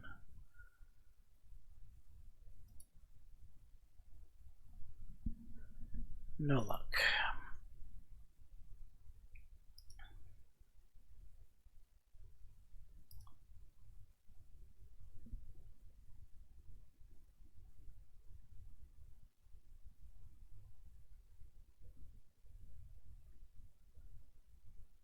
think we'll work on the punter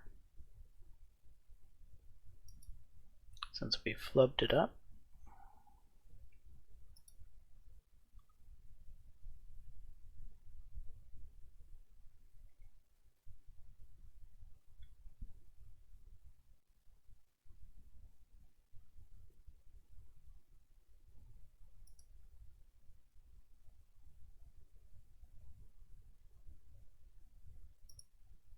Run blocking.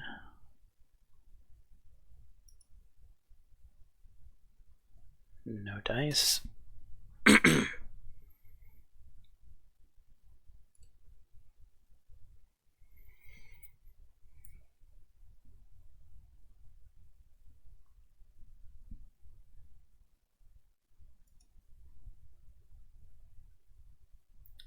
Tight end can pass block again.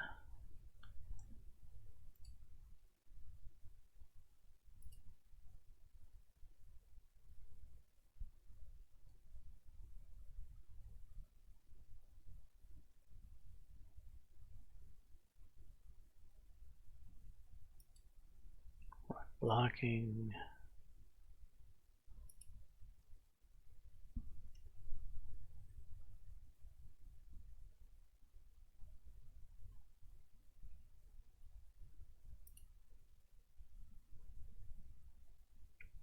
Still only 44 in run blocking.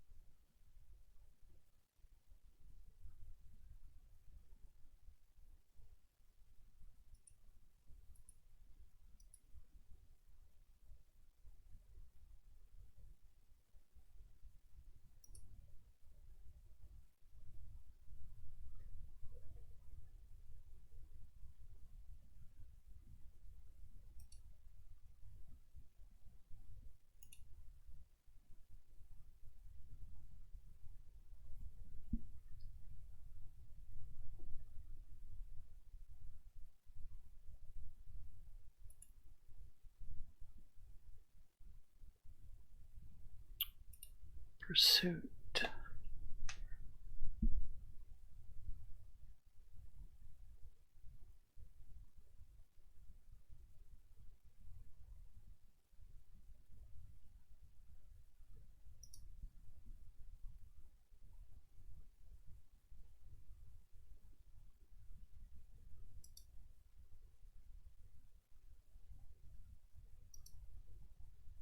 Well, who are we missing?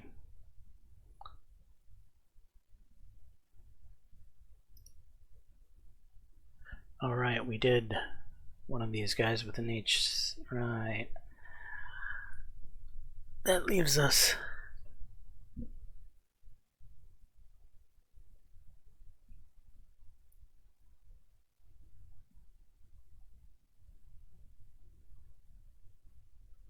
you're a sophomore.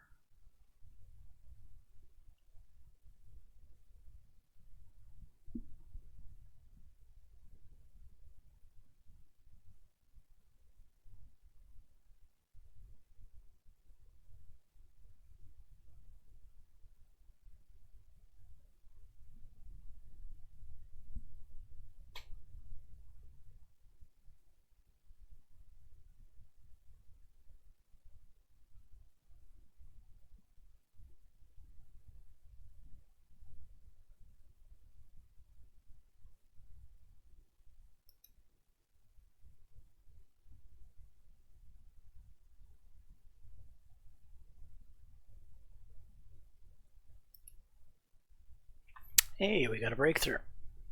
Nice.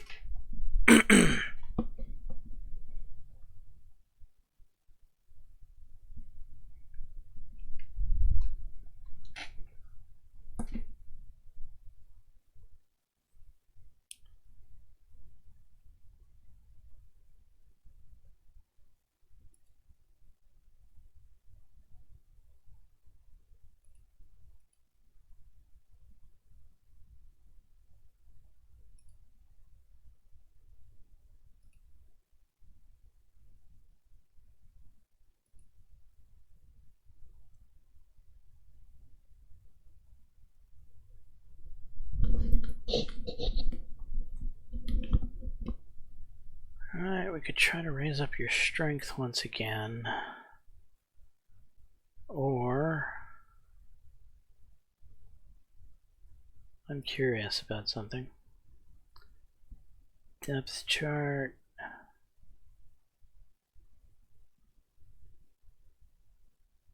Where's my kick returners?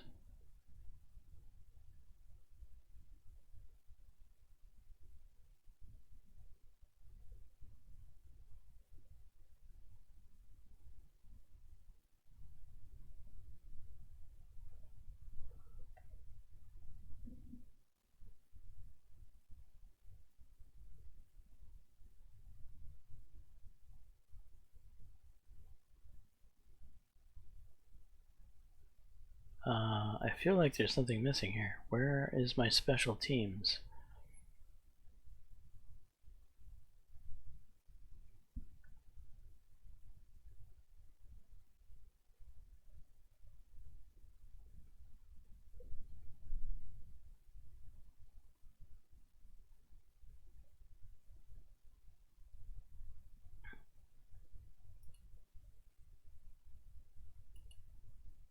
Here we are.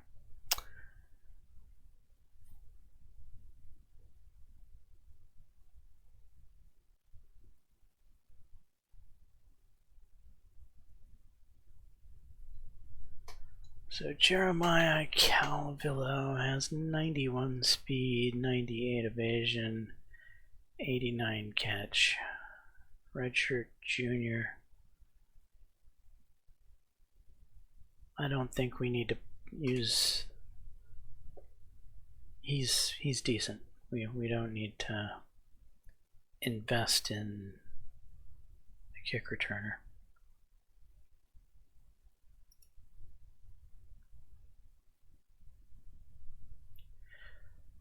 So I think we're going to go back to the kickers.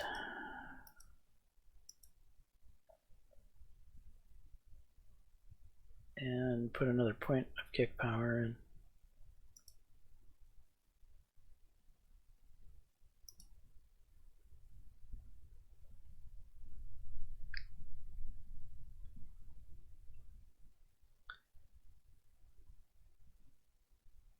Alright, that's our trainings used.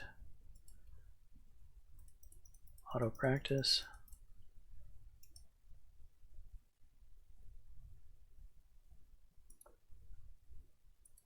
Back to recruiting.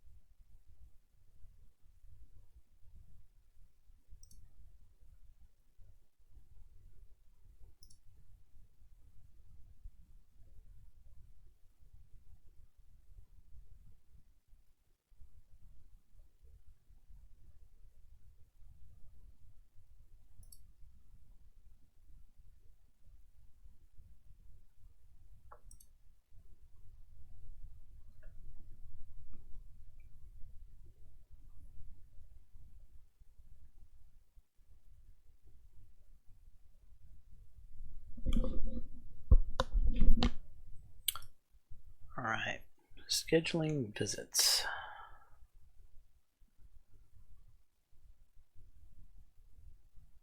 Generally, the later in the year, the better, but you want to get these bonuses too if you can. So of these two that give us bonuses, I'd rather go with the later one. I don't know how good of a team Toledo is. Generally, you would like to win the game that you're scheduling the visit on, but yeah, I have no idea who the powerhouses are in our conference and who's the easy battles, if you will. So we're just going to go with that.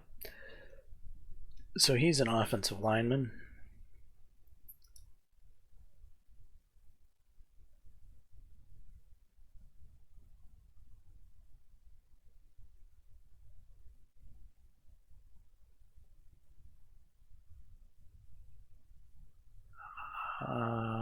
We'll put him as late as possible since there were no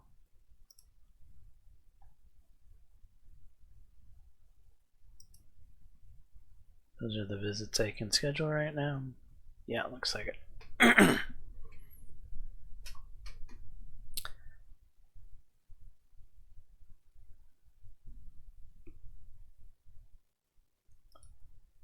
our best target is going to go to him.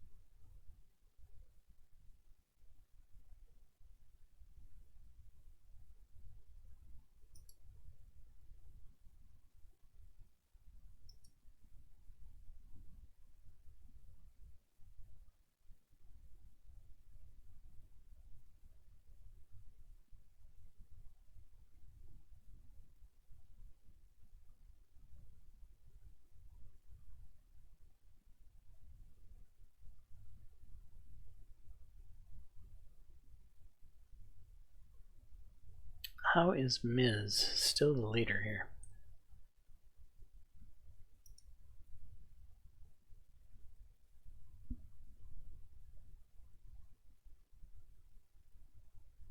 Very high interest, evidently, but they're not doing anything to maintain it.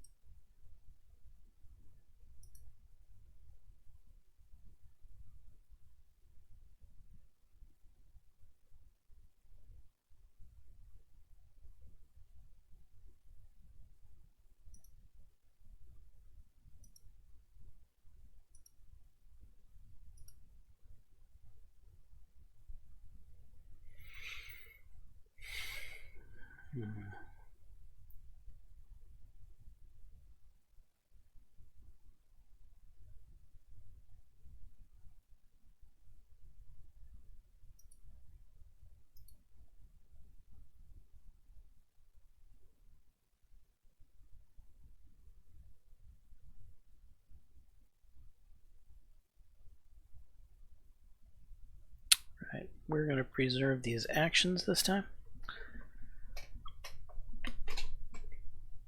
so we don't have to constantly try to figure out how we're going to lock these in.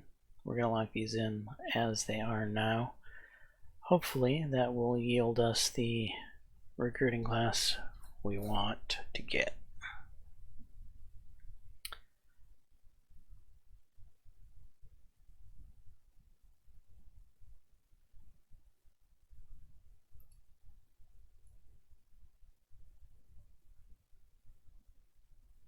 Alright, preseason. We're going to save it in advance.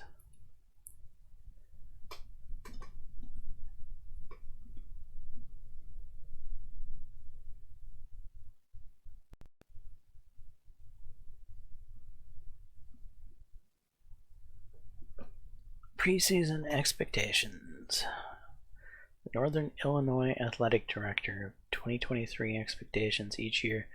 Your athletic director will lay out expectations for the year. Their opinions will change based on the coach missing, meeting, or exceeding those expectations.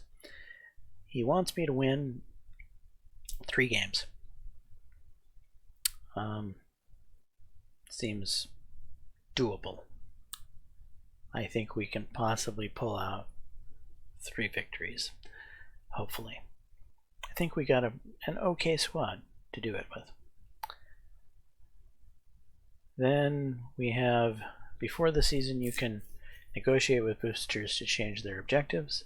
The number of boosters and athletic directors' coaching opinion determines how many negotiations can occur. We have 1 possible negotiation. However, this one can't be changed because this is the beat your division rival expectation, which is Ball State. So there's no changing this one. However, this one is pass offense. Have 2,300 total pass yards full season. It's considered an easy expectation. It gets us a bonus of 750 with 4.5 million.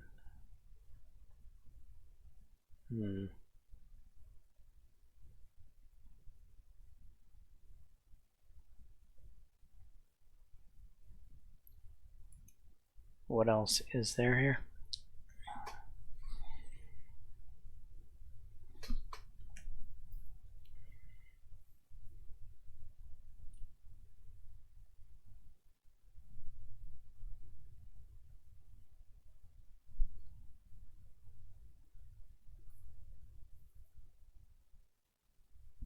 Pass for 205 plus yards in at least 3 games is considered hard, huh?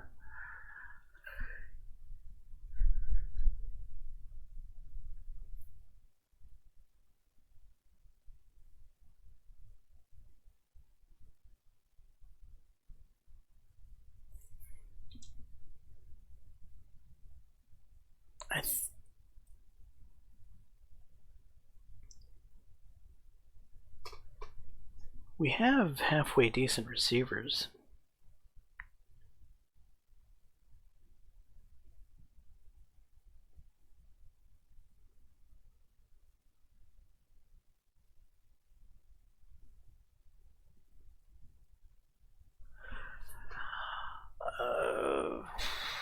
Let's go for the Gusto.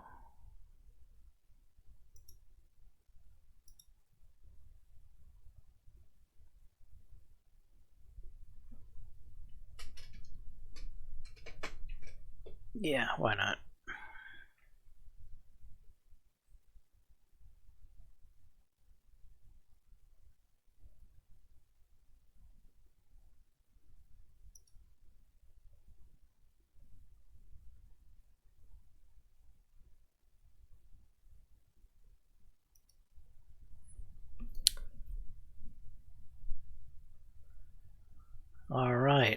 Now here we are moving on to the first week of the season.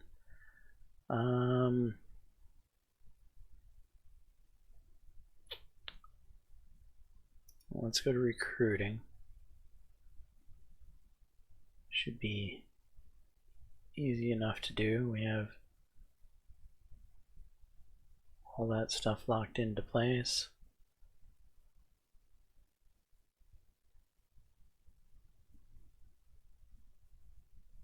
Oh, right.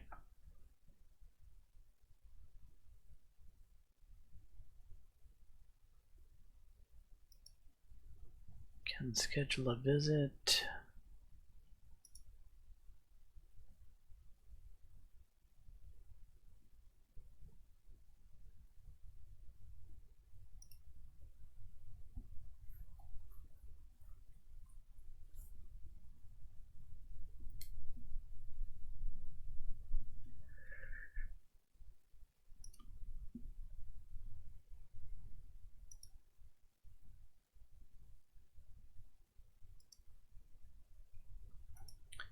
Going to go ahead and offer everyone a scholarship.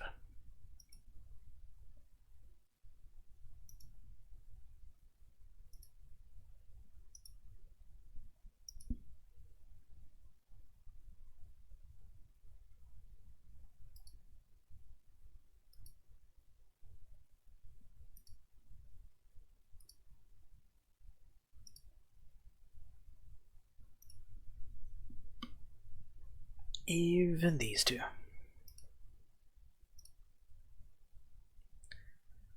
All right, so we're offering 17 scholarships.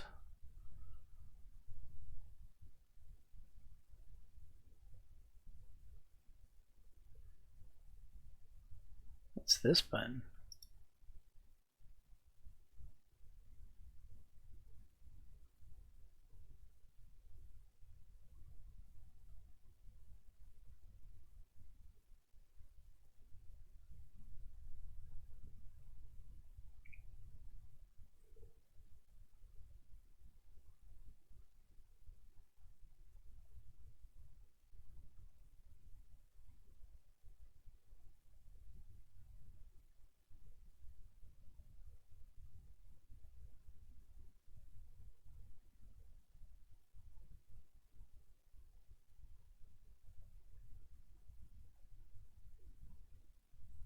So this is what the game thinks I should go after, which this running back, I wouldn't stand a chance in you know what.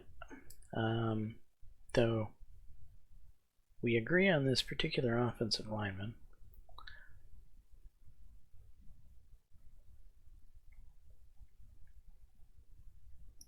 Okay, well, that's nice. I will endeavor to ignore the blue button. It's not that useful. Okay,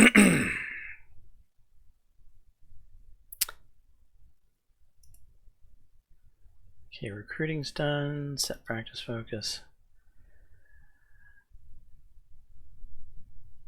All right, Colorado State is a pro style balanced 3-4 conservative zone. So we don't really know anything per se because it's the first game of the season. They haven't shown that they have really any tendencies.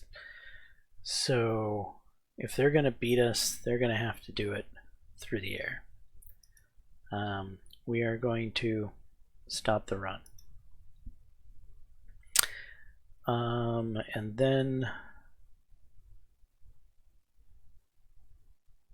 defense-wise, a 3-4 conservative zone.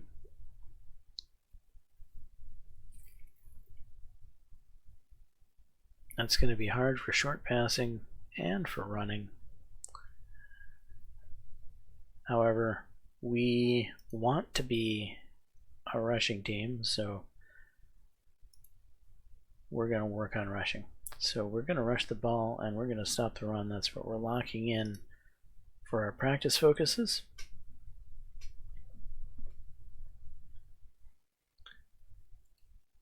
And we're going to hit auto practice 8 times.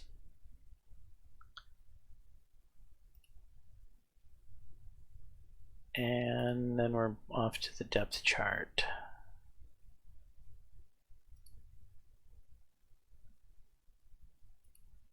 Quarterback.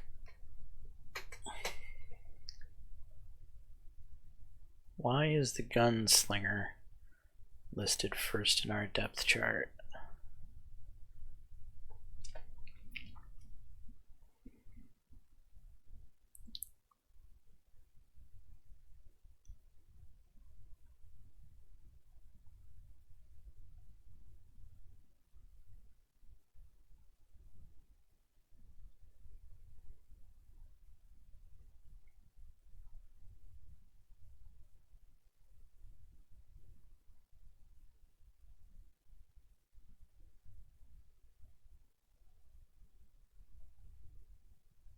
He's got slightly better QBIQ. His accuracy's better.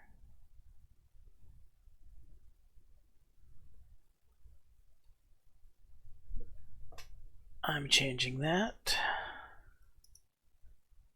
Running backs.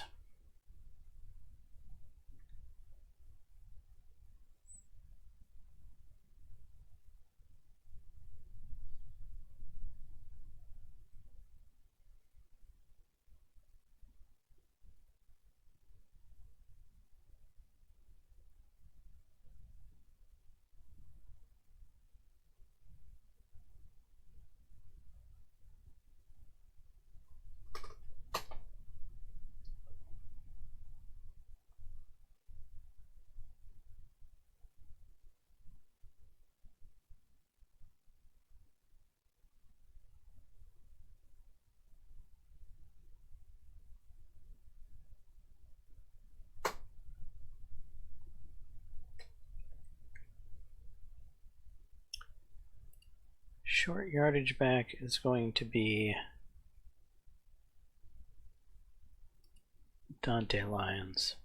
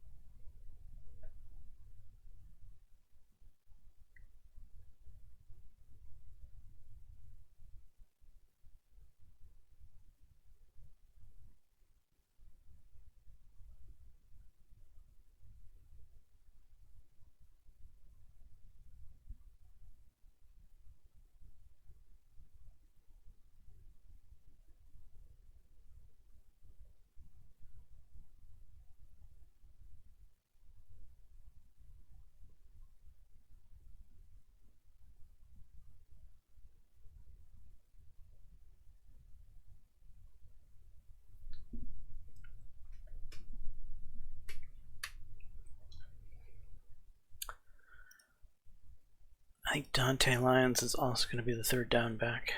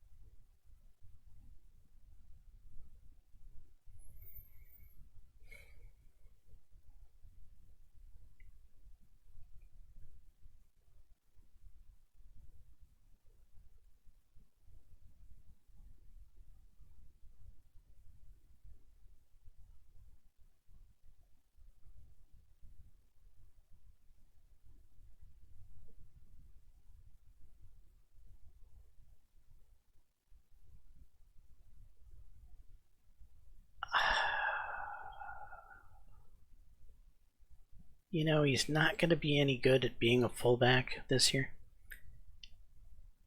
because he really doesn't have the run blocking for it. He's got everything else for it, just doesn't have the run blocking skill developed. Maybe, just maybe, having a year under his belt playing in the fullback position will make him develop in the off season faster. So we're gonna assign him to fullback now.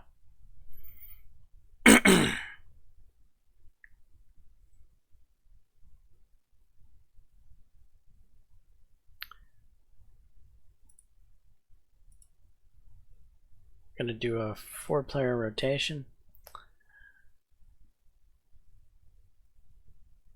And we're lowering the freshman down below the redshirt freshman because we don't want him getting any snaps, so that he's redshirted.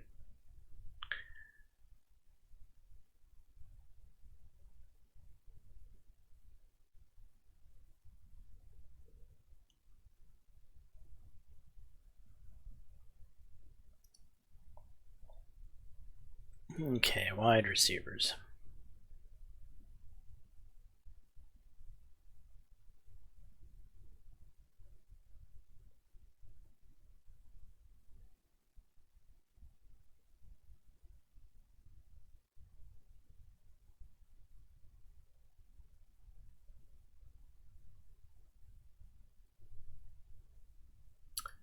We'll go with a 7-player rotation, as I see no reason to leave Thomas Kane out. He's 73 overall, the same as Elliot Dawes. You might as well get an opportunity to play.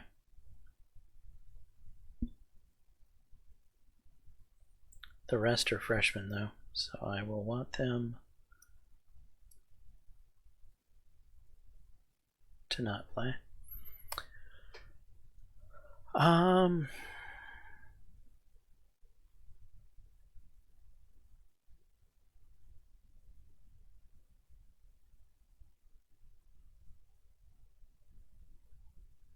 Who are my route runners? Okay, you are definitely a good route runner, but you are 6 foot tall. Then again, everybody is 6 foot tall with the exception of Lorenzo here, who's 5'11", which is pretty damn close to 6 foot tall. So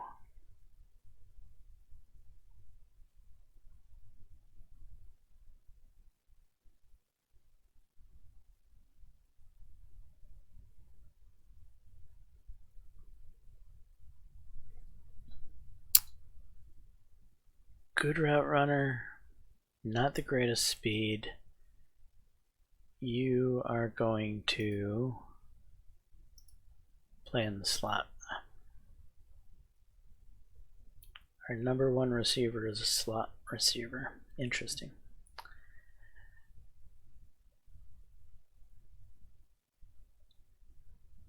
Okay, you are our fastest of the group. Going to be outside.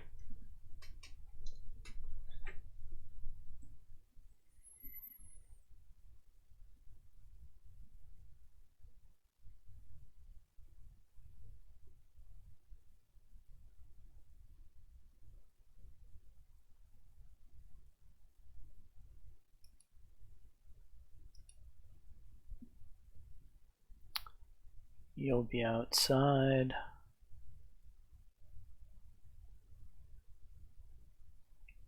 You're a bit slower, a bit better route runner than everyone else. You can play the slot, and the rest we'll leave on auto. Are we? Is that what we're going to do? Yeah, that's what we're going to do.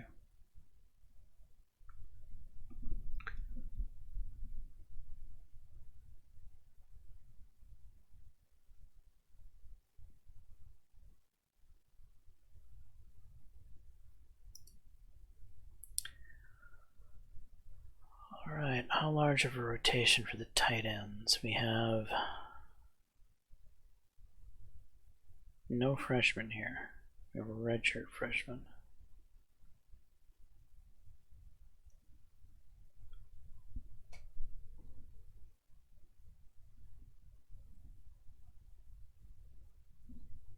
Just stick with the 3-player rotation.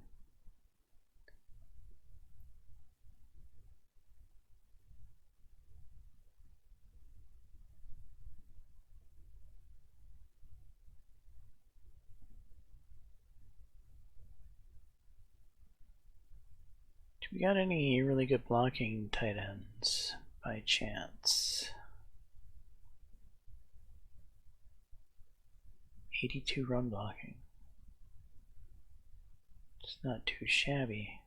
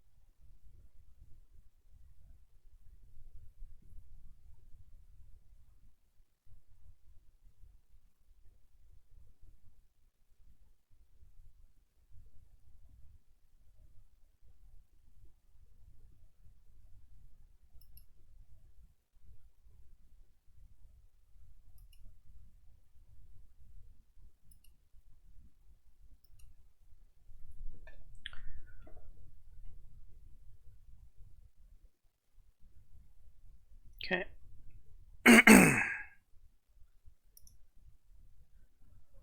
All right, our offensive line.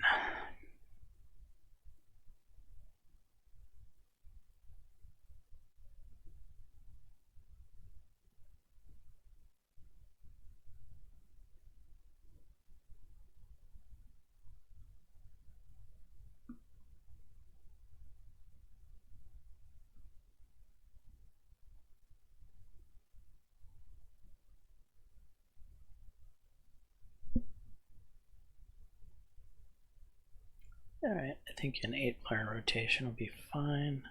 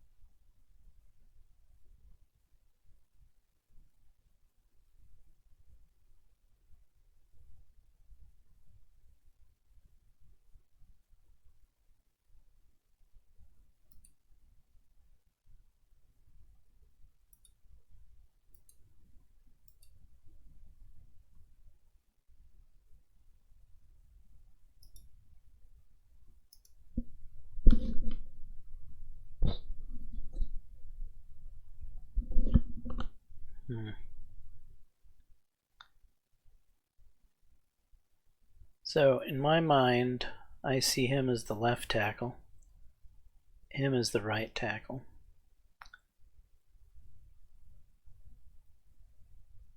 I see him as the right guard.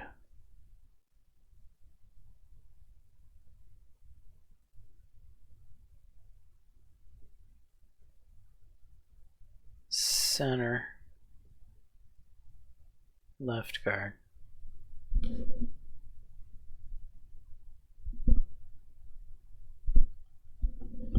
All right, Jamie Monroe.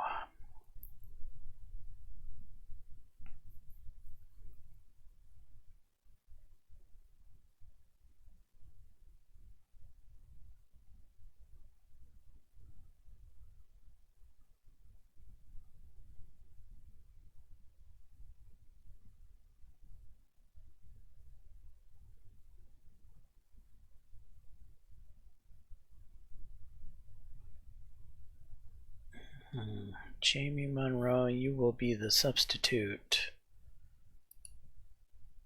tackle.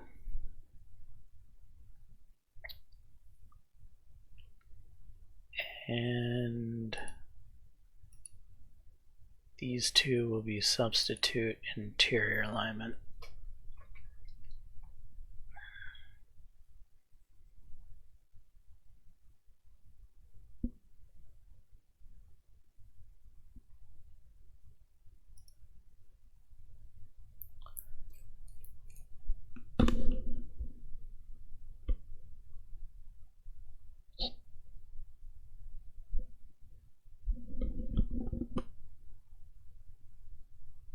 All right, what do we have here?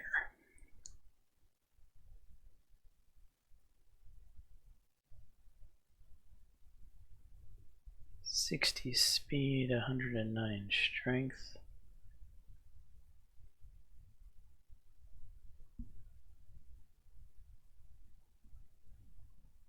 .60 speed, 104 strength.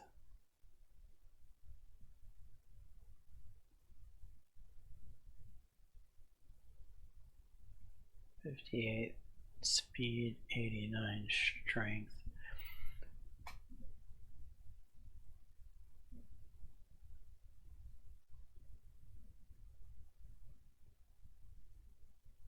Pursuit.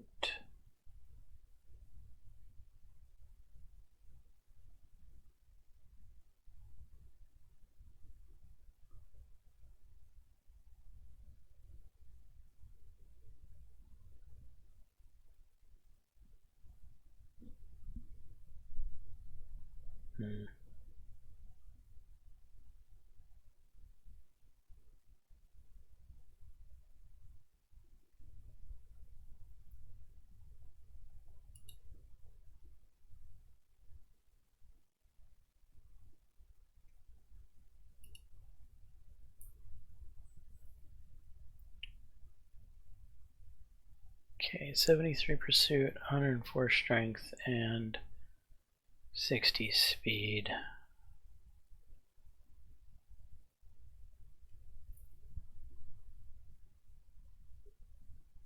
Ray has the pursuit.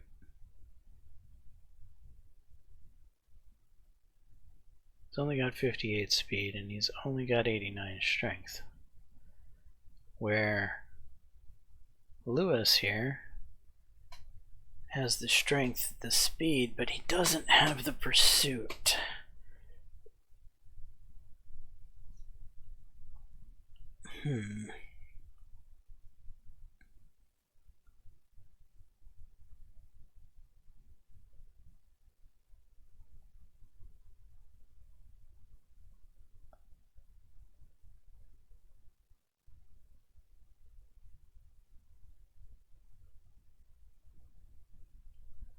Alright, who's got the better block shedding?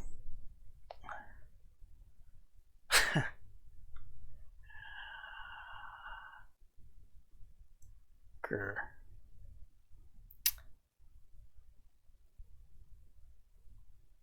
Alright, I think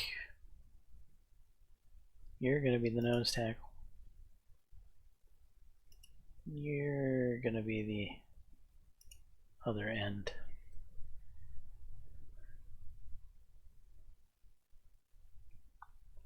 Do I want to designate the subs? Does anyone stand out as being particularly 80 pursuit, 82 block shedding?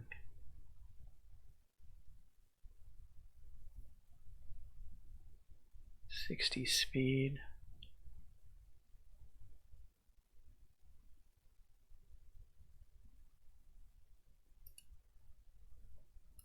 You can be end.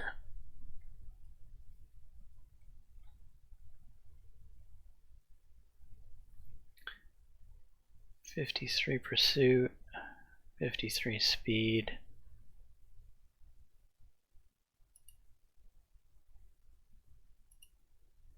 Substitute nose guard.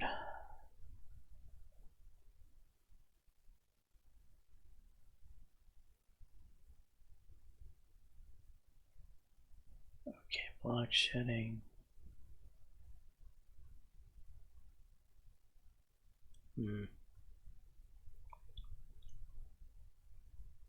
We'll just leave you on auto.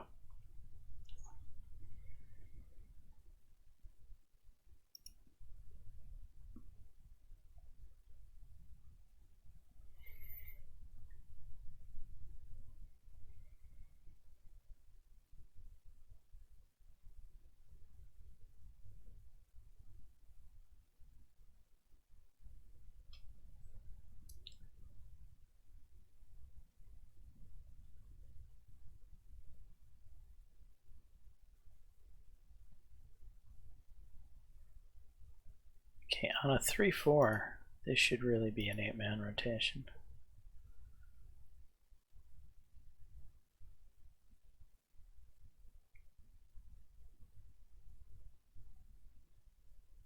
Freshman. They're down at the bottom. Good. All right.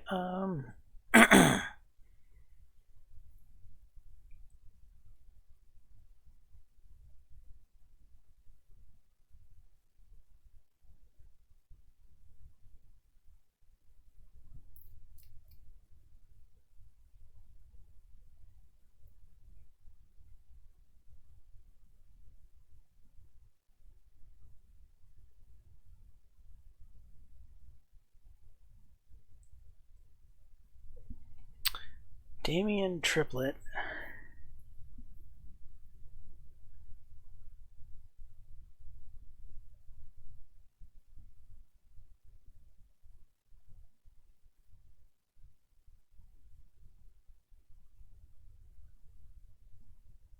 Has the best speed of my linebackers.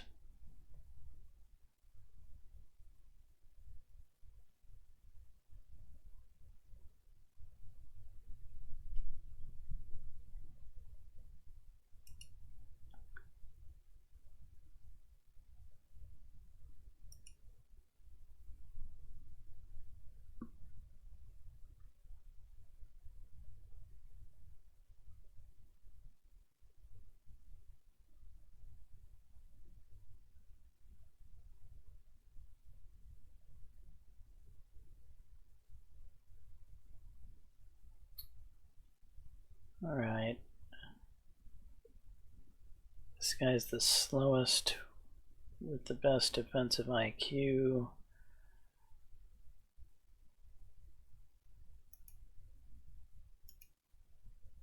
It's going to be an inside linebacker.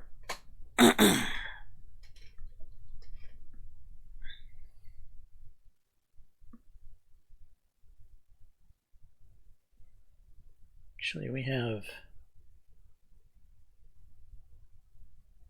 another guy who's in the running to be a starter here.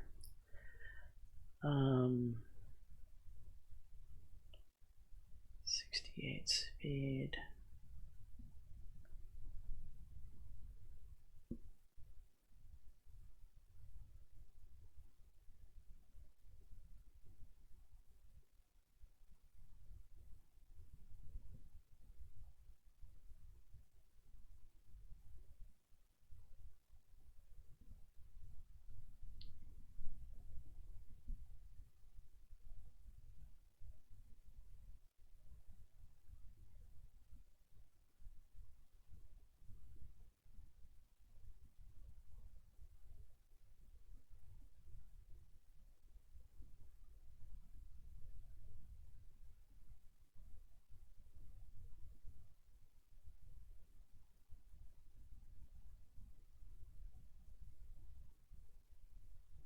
Hmm.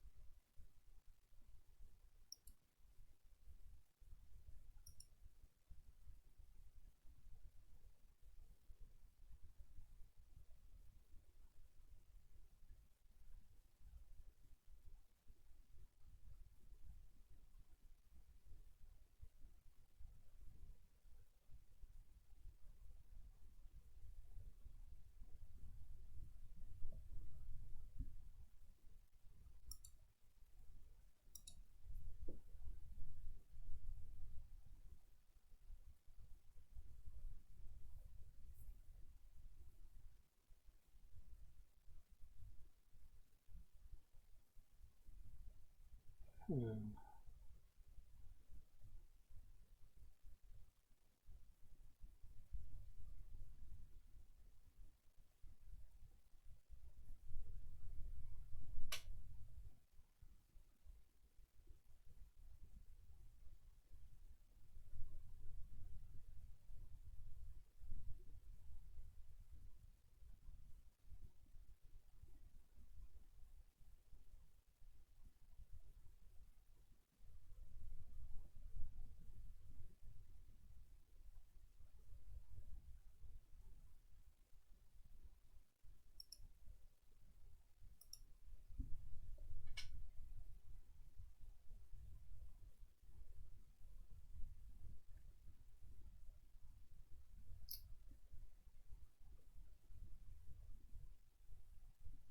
Yeah, I don't like how that's turning out.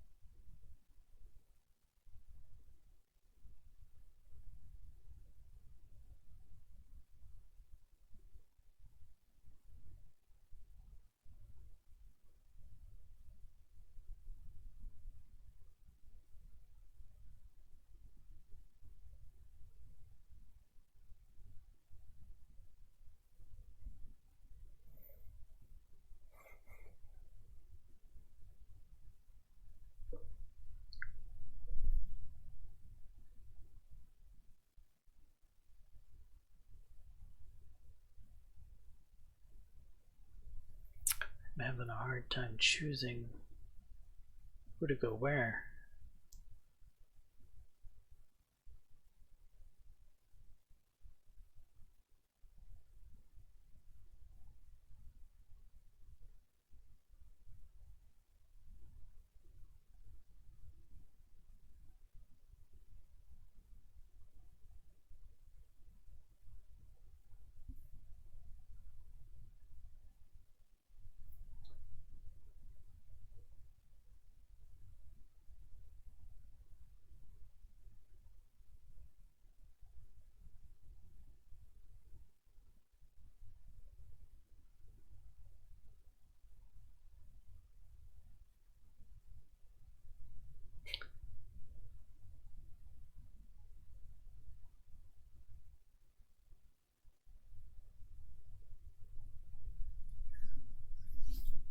Yeah, these guys are not fitting the molds. Like, here we have, well, he's got the worst coverage of all of the linebackers.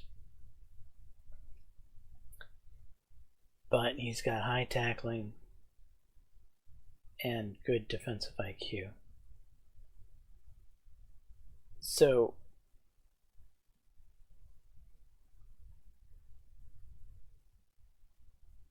an interior linebacker should be your smartest and best tackling guys.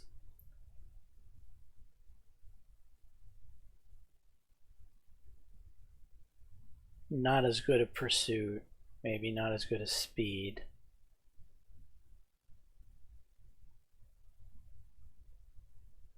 His speed's pretty decent.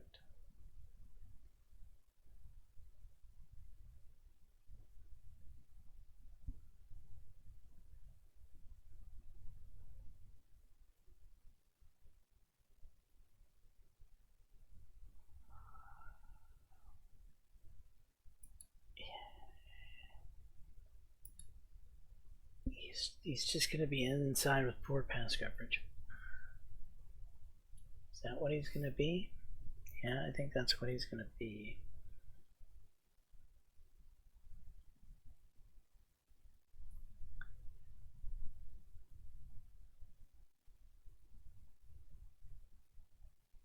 So who's the other starting outside linebacker then?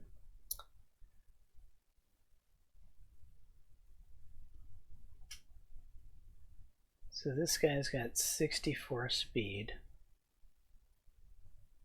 and 85 pursuit.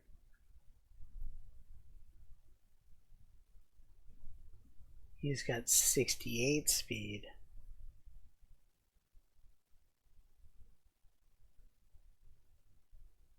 and 79 pursuit. He's faster, but he's got better pursuit.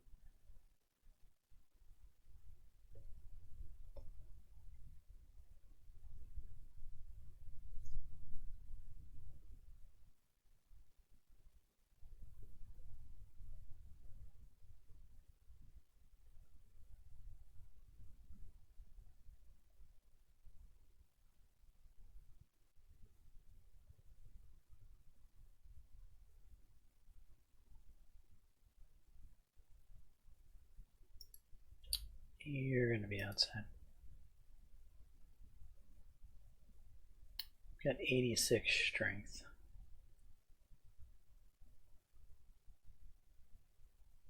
You've got good pursuit, good strength. We'll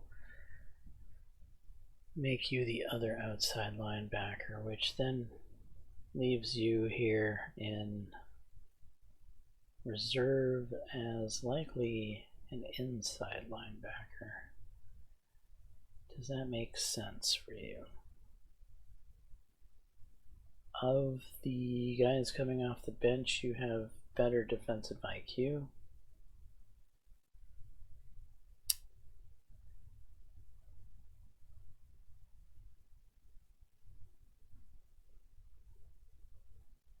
Yeah, okay. And how do you do in coverage? Not bad.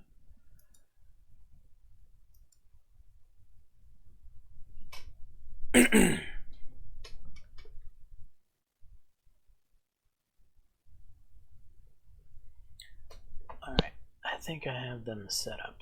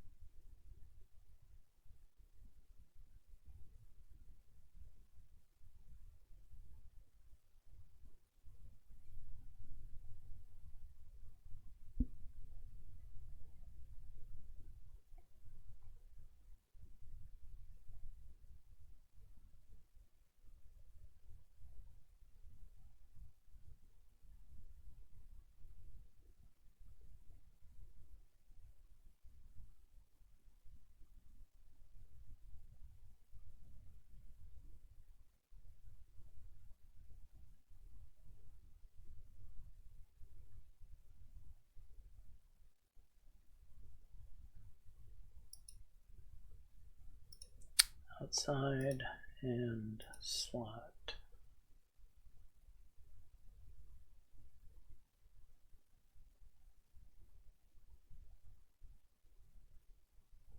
We'll leave the other two on auto.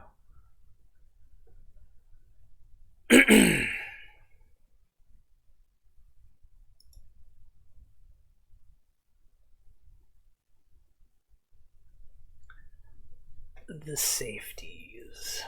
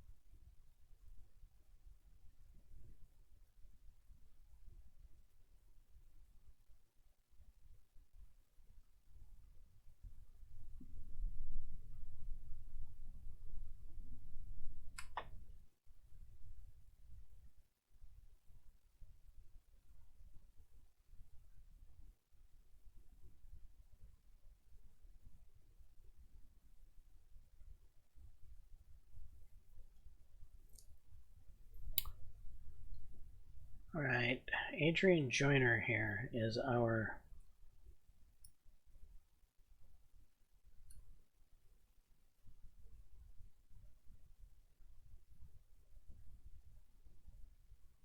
fastest of our safeties. And he's got the second best zone coverage. I think we're going to make him the free safety.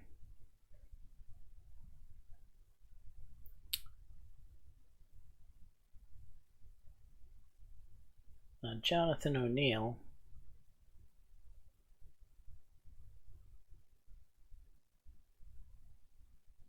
he's not very fast, but he is pretty darn strong.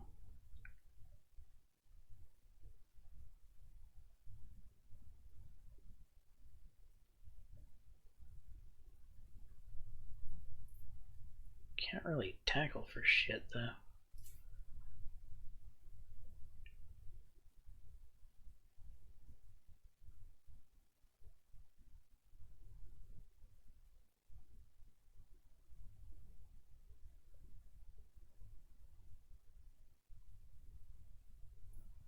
Still, I think he's going to be the strong safety.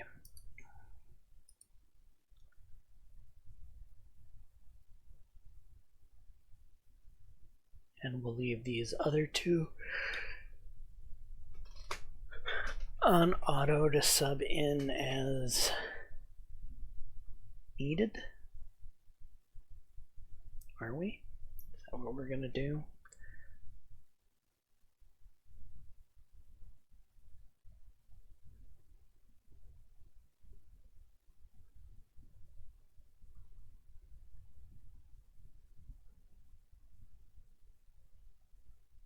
Yeah.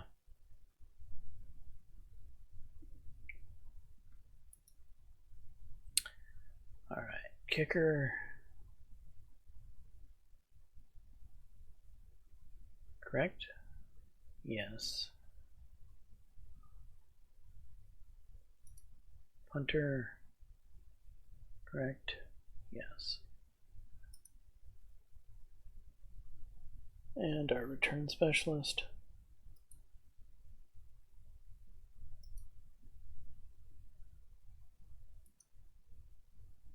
Good. I think we have everything set in the depth chart, which means we are ready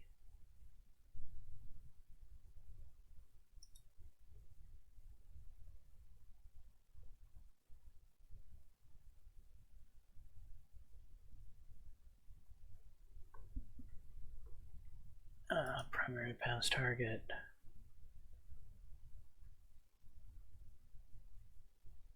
Is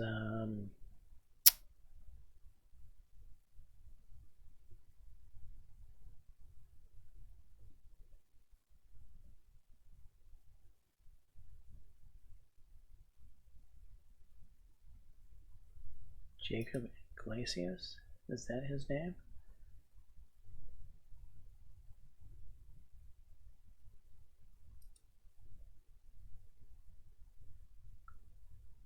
Yeah, it is. Okay. I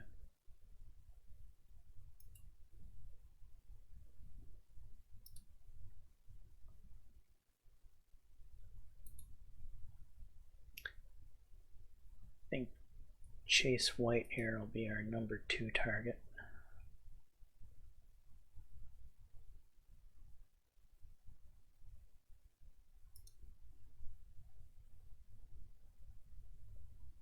Number 3 will be this guy here, who's our deep threat, I believe.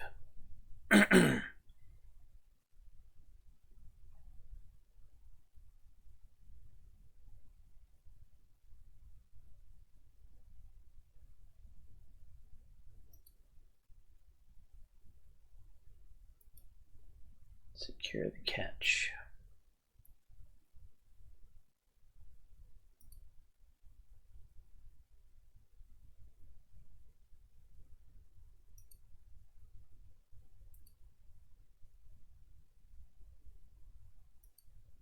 It's just fine.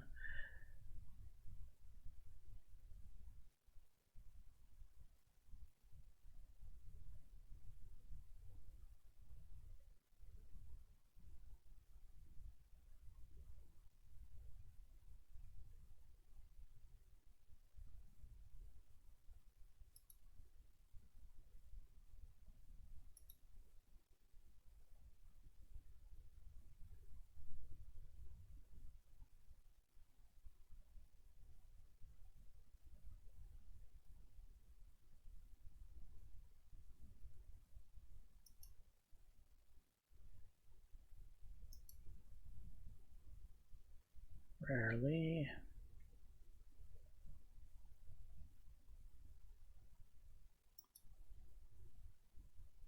Rarely.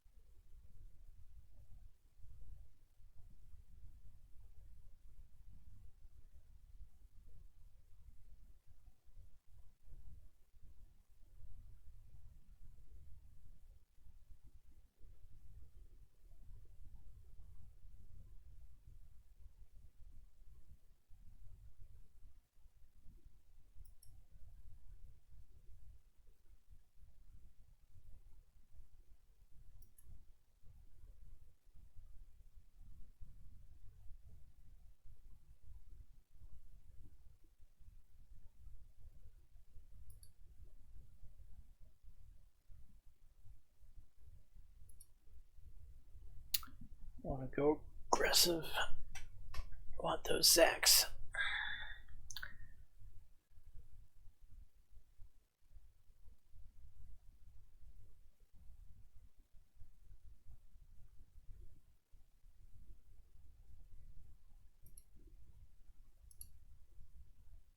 Always kicking? No, situational.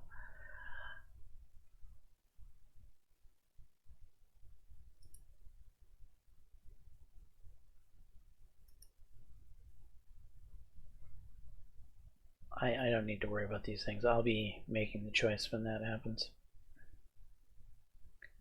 Alright, I think we've got the play calling set, which means we are ready to play the next game. But before we play the next game, we're going to wrap up this episode. So this has been episode 1, which has basically been all of the hard stuff. We've gotten all the hard stuff out of the way, if you will. Now we're getting into the season where we're actually going to be playing the games and doing the fun stuff? I don't know.